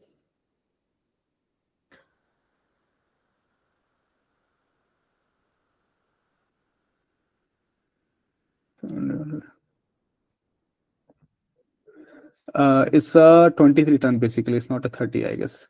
So here this is so it's a 15 ton, and the lifting capacity is not 15 ton. It's something I think around 11 ton. So that makes 23 ton. So if you take it to 30 also, so you have to multiply 70 into 30, because I mentioned here that we take 70 watt-hour per 1 ton. So it's basically 70 watt-hour you have to multiply with the 23, either we take it 30, but for the 40 kilometer per hour. So we are just taking currently, assuming it is not any kind of crane, we are just assuming it as a vehicle, electric vehicle. So for that we are doing calculation. So for 100 kilometer running at 40 kilometer, we have to just multiply the value which we get it from here to the kilometer. There we get the kilowatt hour of the battery consumption, and taking 20% DOD in that, it is a 193 kilowatt. It's not km, it's a kilowatt hour, which required the battery for running this vehicle for 3 hours with the 40 kilometer speed to 100 kilometer. But that is not something in the crane, because here we need the duty cycle. So what does basically this means? And the battery which we use in this vehicle is the same. It's a 150 kilowatt hour battery which we used. So the calculation, this formula which I mentioned here, it was almost the same, because I have taken a lot of margin of error here. I have taken the 43 kilowatt hour more, because there are a lot of things which it is basically a rough formula which we are using, but there are better. It depends on the type of gear, type of wheelbase. Lot of things are inside which you have to go with the very at every single step you have to calculate. But these are some kind of check your the assumption, they check your motor, what kind of motor you're using. So this is the photo when we start working on it. This is during the launch. Is the owner of the company. So when it was launched, but there are a lot of challenges in this crane. So in this crane, when we made this crane, this is the motor was accurate, the power rating was accurate, which we made. The battery was also there. Now, if you know that in this crane there is 5 ton of weight which is installed here. It is in the form of iron dust and also iron part here in the petrol one. Here you can see this is the petrol one, diesel one. I'm again saying here it is engine which we have removed.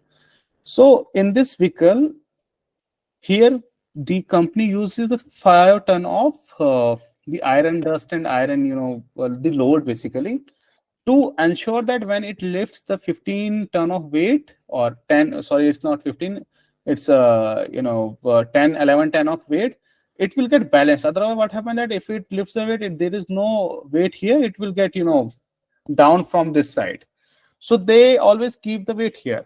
In this battery, what now we have the issue here, that the cost analysis. Now we calculate that, okay, if we are using 150 kilowatt hour of battery in this crane, it costs only 25 to 30 lakh rupees for the battery. So how it can be achievable? Because this crane which is available in the market with 18-20 lakh rupees, it costs 40 lakh rupees, and there is no sense to buy this motor crane. Then we keep brainstorm, and we come to conclusion that we will use the lead acid batteries here. We use the Exide batteries, which is giving us same power but not a normal batteries, lead acid battery with a good grade. So the batteries, for the graphene batteries, what the issue is that they are very bulky, they are having very big weight. Lithium is not having that weight. So that weight, blessing in the disguise basically, that weight we use as a counterweight here. So it provides the power, but it also provides the counter. Otherwise, we have to use a 5 ton of iron to ensure the management of weight balancing of the crane. So that battery gives us the counterweight also, and make the price half of the from the lithium. So this is the thing which we have. Then this, I don't know what is the cost of this, but that makes a very big difference in this whole crane. And here also we see the challenges such as that the vehicle is not running at 30 kilometer per hour speed, like basically 40 I'm talking about, but it is 25 kilometer per hour which they permit to this crane. And we see that there is heating issue again and again. Then we work on the compressor side to ensure it's all hydraulic system, because all the things are running from the engine, we couple it with the motor. And most amazing thing, what an innovative thing we develop in this crane is that only a single motor is running the vehicle, running this boom also. So here is the one compressor which hydraulic, or not compressor, hydraulic, which run this crane boom. So one single motor is doing all this thing.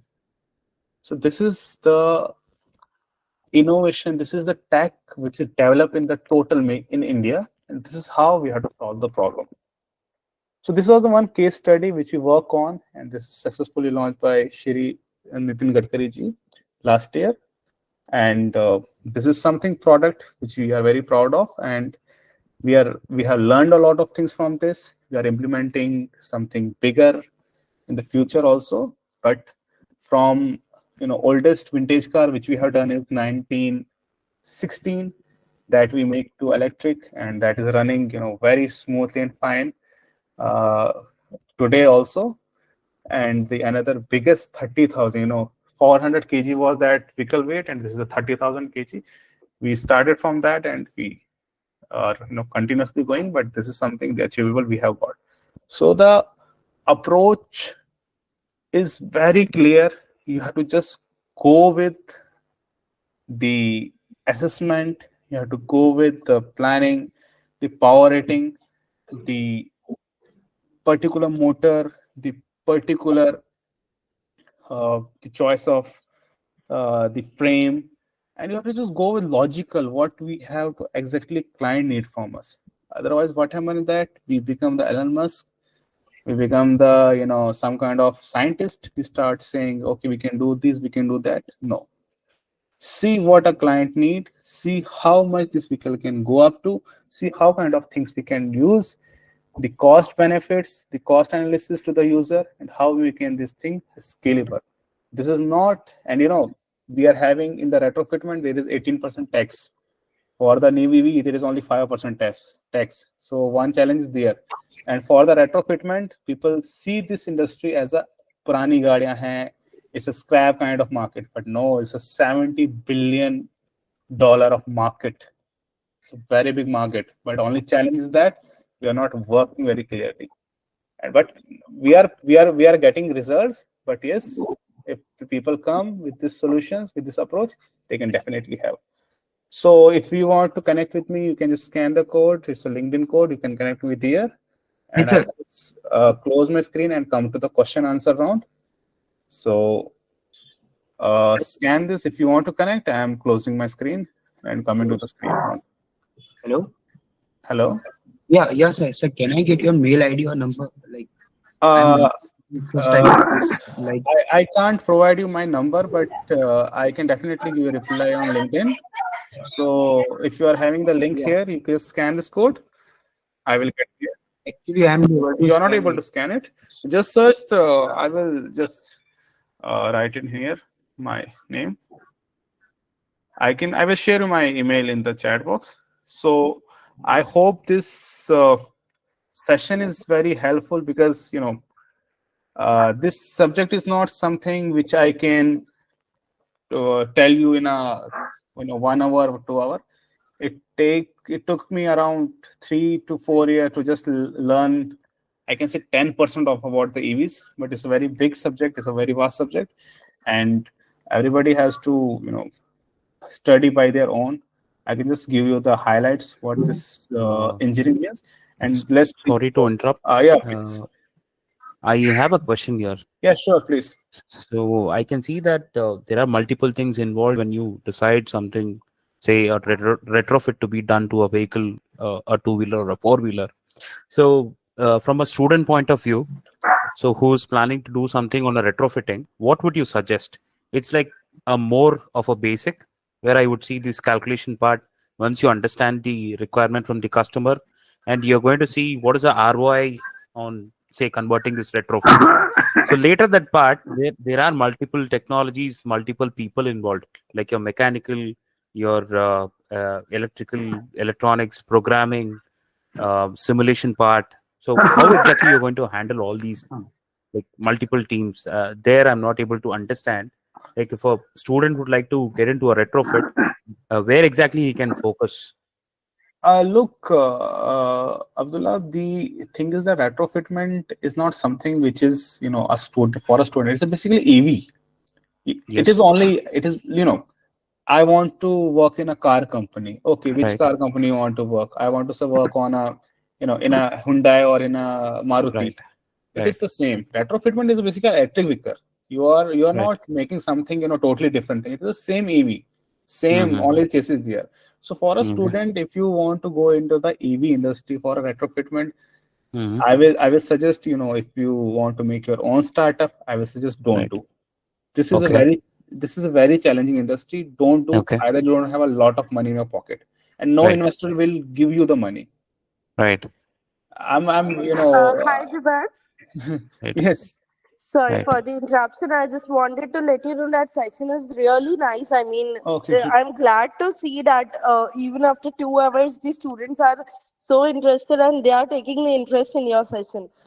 So it was just a compliment. I thought that if I'm here, because I'm not from the technical background, I'm the HR, but still even I was thinking, what are these things? And even I was enjoying that. So it's a really nice, I hope the students are also enjoying the session. Yeah, I hope everybody. I'm not good in explaining, but I try my best because it was really lovely session, and I just came to check, and I was like, "Yo, students are still here and they are participating even." No, definitely. I think it is something which makes everybody more, relatable. Coming back to Abdullah, to your question, getting back to EV in any company, either 2-wheeler, 3-wheeler. The architecture is always same. I will just, just give me, I will share you later if you connect me on the mail. So basically, it is something, not for the startup. Look, yes. Sir, one question. Plus speak in Hindi. Yes, my English so weak. मैं आपसे ये पूछना चाहता हूँ कि जैसे हम already, मैं दिल्ली से हूँ. ऑलरेडी यहाँ पे काफी इलेक्ट्रिक स्कूटर है, जैसे लाइक ओला, एथर. मैं पर्टिकुलर 2-व्हीलर पर फोकस करना चाहता हूँ, ना कि रेट्रोफिटिंग. आने वाले टाइम पे वही स्कूटर को ठीक करना पड़ेगा. मार्केट में चल रहे हैं, जो बड़ी बड़ी कंपनी आएंगी वो छोटे छोटे बंदों को खा जाएंगी. और मैं किसी को बोलूं 10 लाख लगा के गाड़ी बना ले, तो कोई नहीं बनाएगा, रिस्क नहीं लेगा 10 लाख का. आपको पता है. तो मैं ये चाहता हूँ कि 2-व्हीलर पे हम सर फोकस कर सकते. ओला पे जैसे वो कभी खराब होती है, हमारे पास आए तो हम ठीक कर पाए. उसमें क्या है कि सॉफ्टवेयर है, टेक्निकल है, उसके बारे में चाहता हूँ सर. 2-व्हीलर में फोकस करना चाहता हूँ. आपका नाम क्या है? मेरा नाम बलविंदर है. आपका ड्रीम ईवी लिखिए. बलविंदर जी, देखिए मैं आपको ना एक बड़ी कड़वी बात बताऊंगा. अगर मेरी बाइक है, मेरा कस्टमर आपके पास क्यों सर्विस के लिए आए?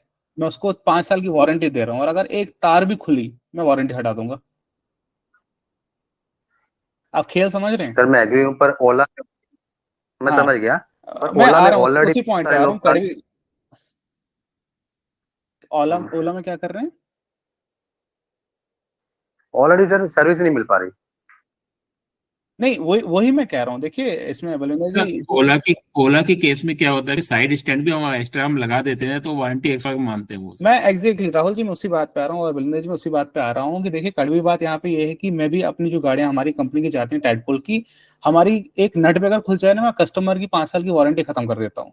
और उससे क्या होता है कि कस्टमर डर जाता है. इवन देखिए हमारे घर के अंदर टीवी है ना, तो मैं 40 किलोमीटर दूर जाके सर्विस सेंटर के अंदर टीवी को रिपेयर करवाऊंगा, मैं नॉर्मल मैकेनिक से नहीं करवाऊंगा.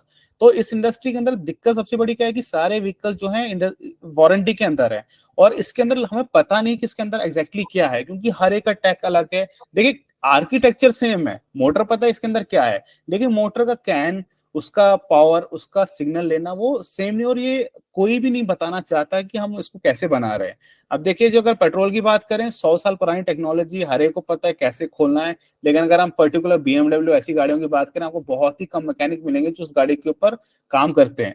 तो सेम ईवी इंडस्ट्री भी करंटली है. अगर आपको बाइक बनानी है, आप कहते हैं कि मैं अगर खुद की बाइक बनाता हूँ, 10 लाख रुपए कोई इन्वेस्ट करेगा. देखिए वरिंदर जी, गाड़ी आप बना लेंगे, बाइक आप बना लेंगे, 10 लाख तो बहुत ज्यादा अमाउंट है. 5 लाख में बना देंगे, 3 लाख में बना देंगे. आपको पता होना चाहिए कि एक बाइक को अगर आपको आईकैट या एआरआई कराना है तो उसकी फीस 2 करोड़ रुपए है उसको पास कराने की, और इन्वेस्टर से 2 करोड़ रुपए लेके पास कराना, कोई इन्वेस्टर आपको 2 करोड़ रुपए पासिंग के नहीं देगा। 25 किलोमीटर के नीचे अगर आप चलाते हैं उस पर आपको कोई कंप्लायंस की जरूरत नहीं है। तो वो इंडस्ट्री आपके लिए बहुत ओपन है। अगर आप दिल्ली के अंदर है तो आपने बाज बाइक सुना होगा, आईआईटी दिल्ली का स्टार्टअप है, उन्होंने 25 डिलीवरी के लिए 25 किलोमीटर पर आवर के नीचे की बाइक्स बनाई हैं जो कि डिलीवरी में यूज होती है, यूलू टाइप की। तो वो इंडस्ट्री बहुत ही अच्छी जिसमें आप बहुत ही अच्छा बना सकते हैं और उसकी जो मोटर आर्किटेक्चर बहुत ही सिंपल है, तो वो इंडस्ट्री बहुत अच्छी है। ठीक है सर, ठीक है। हाँ सर, मेरा क्वेश्चन अभी बाकी है। हाँ अब्दुल्ला, सॉरी आपका क्वेश्चन बाकी है, मैं आपका क्वेश्चन थोड़ा रिपीट करेंगे आप? हाँ वही जो रेट्रोफिटिंग इन हाँ, केस मैं रेट्रोफिटिंग का वही कह रहा। देखिए retrofitting EV is same industry है, तो बस नाम है। अभी तो ईवीफिकेशन भी मैंने कल ही नई टर्म सुनी इसके लिए। तो इसके अंदर आपके किसी भी कंपनी के अंदर आप जाके, बहुत सारी कंपनीज हैं जो कि ईवी पे काम कर रही हैं, 3 व्हीलर बना रहे हैं, 2 व्हीलर बना रहे हैं, architecture is same, you can work on that being as a student. अगर आप कहते हैं कि मैं if I have to go open my startup, don't do this. Industry is not something, you know, अभी बहुत इंडस्ट्री चैलेंजिंग हो चुकी है, 2 व्हीलर भी, 3 व्हीलर, रेट्रोफिटिंग भी आप खोल लेंगे। बट आई टोल्ड यू, जितना मैंने आपको अभी तक बताया, ये जब मैंने शुरू किया था मुझे नहीं पता था, मुझे तो कुछ नहीं पता था कि कंप्लायंसेस क्या होते हैं, आर्किटेक्चर के, तो कर करके सीखा और अभी भी सीख ही रहे हैं। मैं इसलिए कहा कि मैं 10% ही शायद ईवी के बारे में समझता हूँ और जानता हूँ। बहुत बड़ा सब्जेक्ट है। और जब आप देखिए, college project is something which you can make when you come at the customer, आपको गालियां भी खानी पड़ती हैं। So it's better to work with the companies like DIYguru is a very good platform from where you can have placements and all. From there you can connect with the industry and make yourself, you know, Harshad Mehta of that industry. Okay, thank you. Thank you.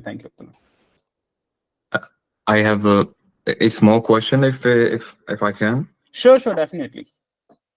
So first of all, thank you, Jawad. Thank you, Lavisha, and everyone at DIYguru. And I'm already a student with you. So my question is about the crane, the F-150 crane. You have been like retrofitting. So I know that the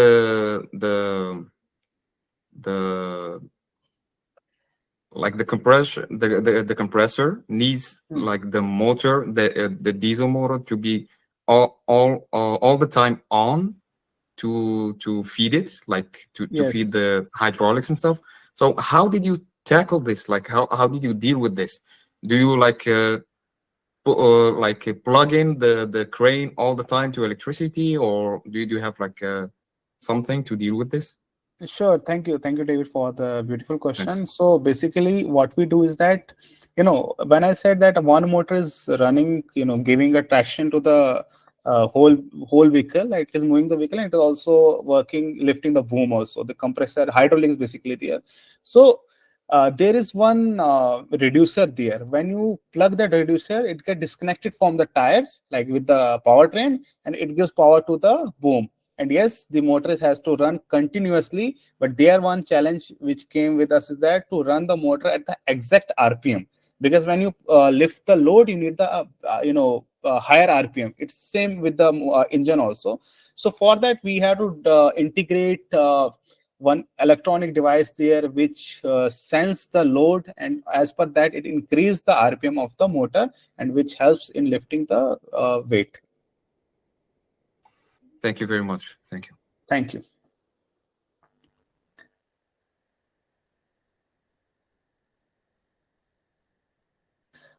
There is, I can see 4 questions from Rafiq. That is retrofitting being neglected by government. Yes, definitely it is neglected, because, you know, it is something industry which I can say very good industry, but currently it is neglected. But people, you know, government are thinking on this, because look, Rafiq, nobody has done till now has shown the result to the government, and everybody is saying sir reduce the tax, reduce this. ऐसे नहीं होता है, जब तक आप results नहीं दिखाएंगे तब तक काम नहीं होगा. And why there is no subsidy for the retrofitting? Because nobody has ever done shown the result. जब तक आप रिजल्ट नहीं दिखाओगे तो आप पापा को बोल दो कि, you know, बचपन में कहते थे ना कि मुझे साइकिल चाहिए, तो व्हाट दे सेड कि फर्स्ट आ जाओ 10th में. तो यहाँ पे भी सेम है, जब तक आप रिजल्ट नहीं दिखाओगे कि इसका इम्पैक्ट कितना है तो सब्सिडी कहाँ से होगी. But now the good part is we had a meeting with Delhi government and they are providing subsidy on the retrofitment. Even Hyderabad is also providing, Telangana. Government is coming with this scheme. Why doesn't government standardize retrofit for all the available model? This is really the question, even we had put it in front of the ministry also, but मुझे लगता है कि करने से ही होगा, और जितना हम करेंगे वैसे ही रिजल्ट दिखेंगे. क्योंकि अभी मैं बात करते हैं, अगर कोई, मतलब मैं क्या बात करूं, कोई भी ऐसा प्लेयर, रेट्रोफिटिंग प्लेयर जो है, अगर अपना प्रपोजल गवर्नमेंट के आगे रखता है कि आप स्टैंडर्डाइज कर दो रेट्रोफिट्स को, सारे मॉडल्स, या फीस कम लो, तो अभी कोई मतलब नहीं बनता है. क्योंकि जब तक हम रिजल्ट्स नहीं दिखाएं, जब तक हम एक प्रूवन ट्रैक रिकॉर्ड नहीं दिखाएं, तभी गवर्नमेंट में सीरियसली लेगी. Is retrofitting a profitable business? Definitely it is a profitable business, but it is the business in which you become the default OEM. सो ये बिजनेस बिल्कुल प्रॉफिटेबल है. हाँ, उतना ज्यादा नहीं है कि जितना आप सोच रहे हो एक नए OEM को मिलता है, लेकिन आप उतना ज्यादा बना सकते हैं. उसका रीजन है to standardise the things, to work on your whole system to make it profitable, because चीजें profitable बनती हैं बनाने से. और yes, आप उतना ज्यादा उसके अंदर, मतलब आप वॉल्यूम ऑफ स्केल के ऊपर इसके ऊपर खेल सकते हैं, एक दो गाड़ियों के ऊपर. there is no sense. Any other buddy? I hope I give answer to the every question. And sir, I think sir, Rahul. Market में सर यो हीरो स्प्लेंडर की रेट्रोफिटिंग किट आ रही है सर, वो कितनी रिलायबल है सर? जी थोड़ा बताएंगे उसके बारे में. आई थिंक वो गोगो A1 पुणे के जो हैं वो बेच रहे हैं, right? Yes sir. Rahul ji, बड़ा सिंपल क्वेश्चन आपसे पूछूंगा. आपके पास स्प्लेंडर, आप स्प्लेंडर लेते कितने? आई थिंक 1,75,000 की आती है कि 80,000 की आती है? कितने की आती है ना? 80,000 ना. और राहुल जी, उसके अंदर मैं आपको कहता हूँ कि आप इसके अंदर रेट्रोफिटेड किट लगा दीजिए 90,000 की. Does it make a sense? Yes sir, right. तो बात ही खत्म. रिलायबिलिटी तो बात तब पहुंचती है जब मैं उसको पहले इकोनॉमिकली तो जस्टिफाई करूं. मैं 50,000 की चाइनीज स्कूटी खरीद लूं, मैं 90,000 में एथर ले लूं, ओला ले लूं. So if you are having a better offer in the market, why you go with the retrofitment? I told you in the starting, you have to choose the market very wisely. मैं किस segment के ऊपर काम कर रहा हूँ. अब मान लीजिए अगर मैं ट्रक को इलेक्ट्रिक करता हूँ, एक like we had a opportunity from Birla groups, जहाँ पे उनके दिन का 25 लाख रुपए का डीजल चलता है, और अगर वो अपने उन ट्रक्स को इलेक्ट्रिक करते हैं, अपना कैपिटल लगाते हैं, तो उनके हर दिन का जो बजट है डीजल की, वो है आपकी कुछ नहीं इलेक्ट्रिसिटी काट के, सारा मेंटेनेंस काट के आपके 22 लाख रुपए हर दिन के बच रहे हैं, इवन उससे भी ज्यादा. तो उस मार्केट को टारगेट करें जहां पे प्रॉब्लम वाकई है. आप स्प्लेंडर जो चला रहे हैं वो 90,000 रुपए आपको स्प्लेंडर इलेक्ट्रिक करने के देगा. तो choose your market and customer very wisely. Okay sir. Manish ji, आपने हाथ रेज किया है. Manish Sahu.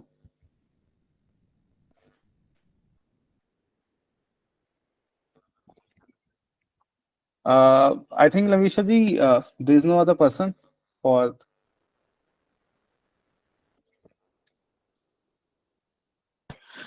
Sir, I just texted you something. Let me just. Can you please pardon the question? Can you please come back?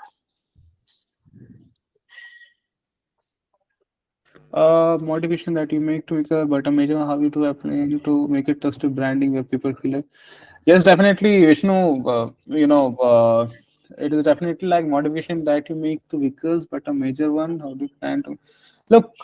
Branding. Trustworthy. It always become with your work and with your choice of the components. And brand is not built in a one day. And if I talk about that. We went to that place. There we find the bearing, the experience we are sharing, and we spend our almost 30,000-40,000 rupees, on a single person. So that is how you make your brand, how you make your people trustworthy, because that is our fault. We have not taken care of these things in the starting, in the table. So component, first of all, the standard of quality of the material, the quality of the component, and the quality of the approach, even the process you have to define in the starting. And then when your work is in the market, then your action speaks, and then your brand becomes some kind of trustworthy, and people start if Tadpole is getting repeated order every month, I think we are on that way. Yeah. Thank you, sir. Thank you for the session. Thank you, Vishnu.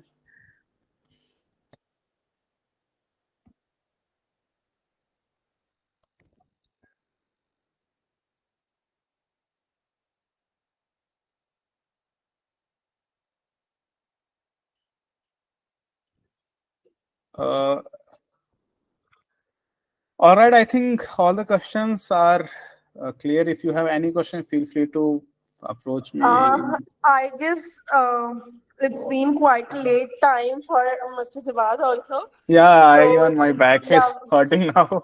Yes, even our team is working till now. So I guess we should wrap up the session as of now. We'll be definitely planning this once again. And it was a lovely session. Like students are not ready to leave. It's getting too interesting. Thank you so much. I hope I just give you my whatever the best I can. Yeah, I've shared the LinkedIn IDs of you, of me, and of DIYguru. They can directly connect to us.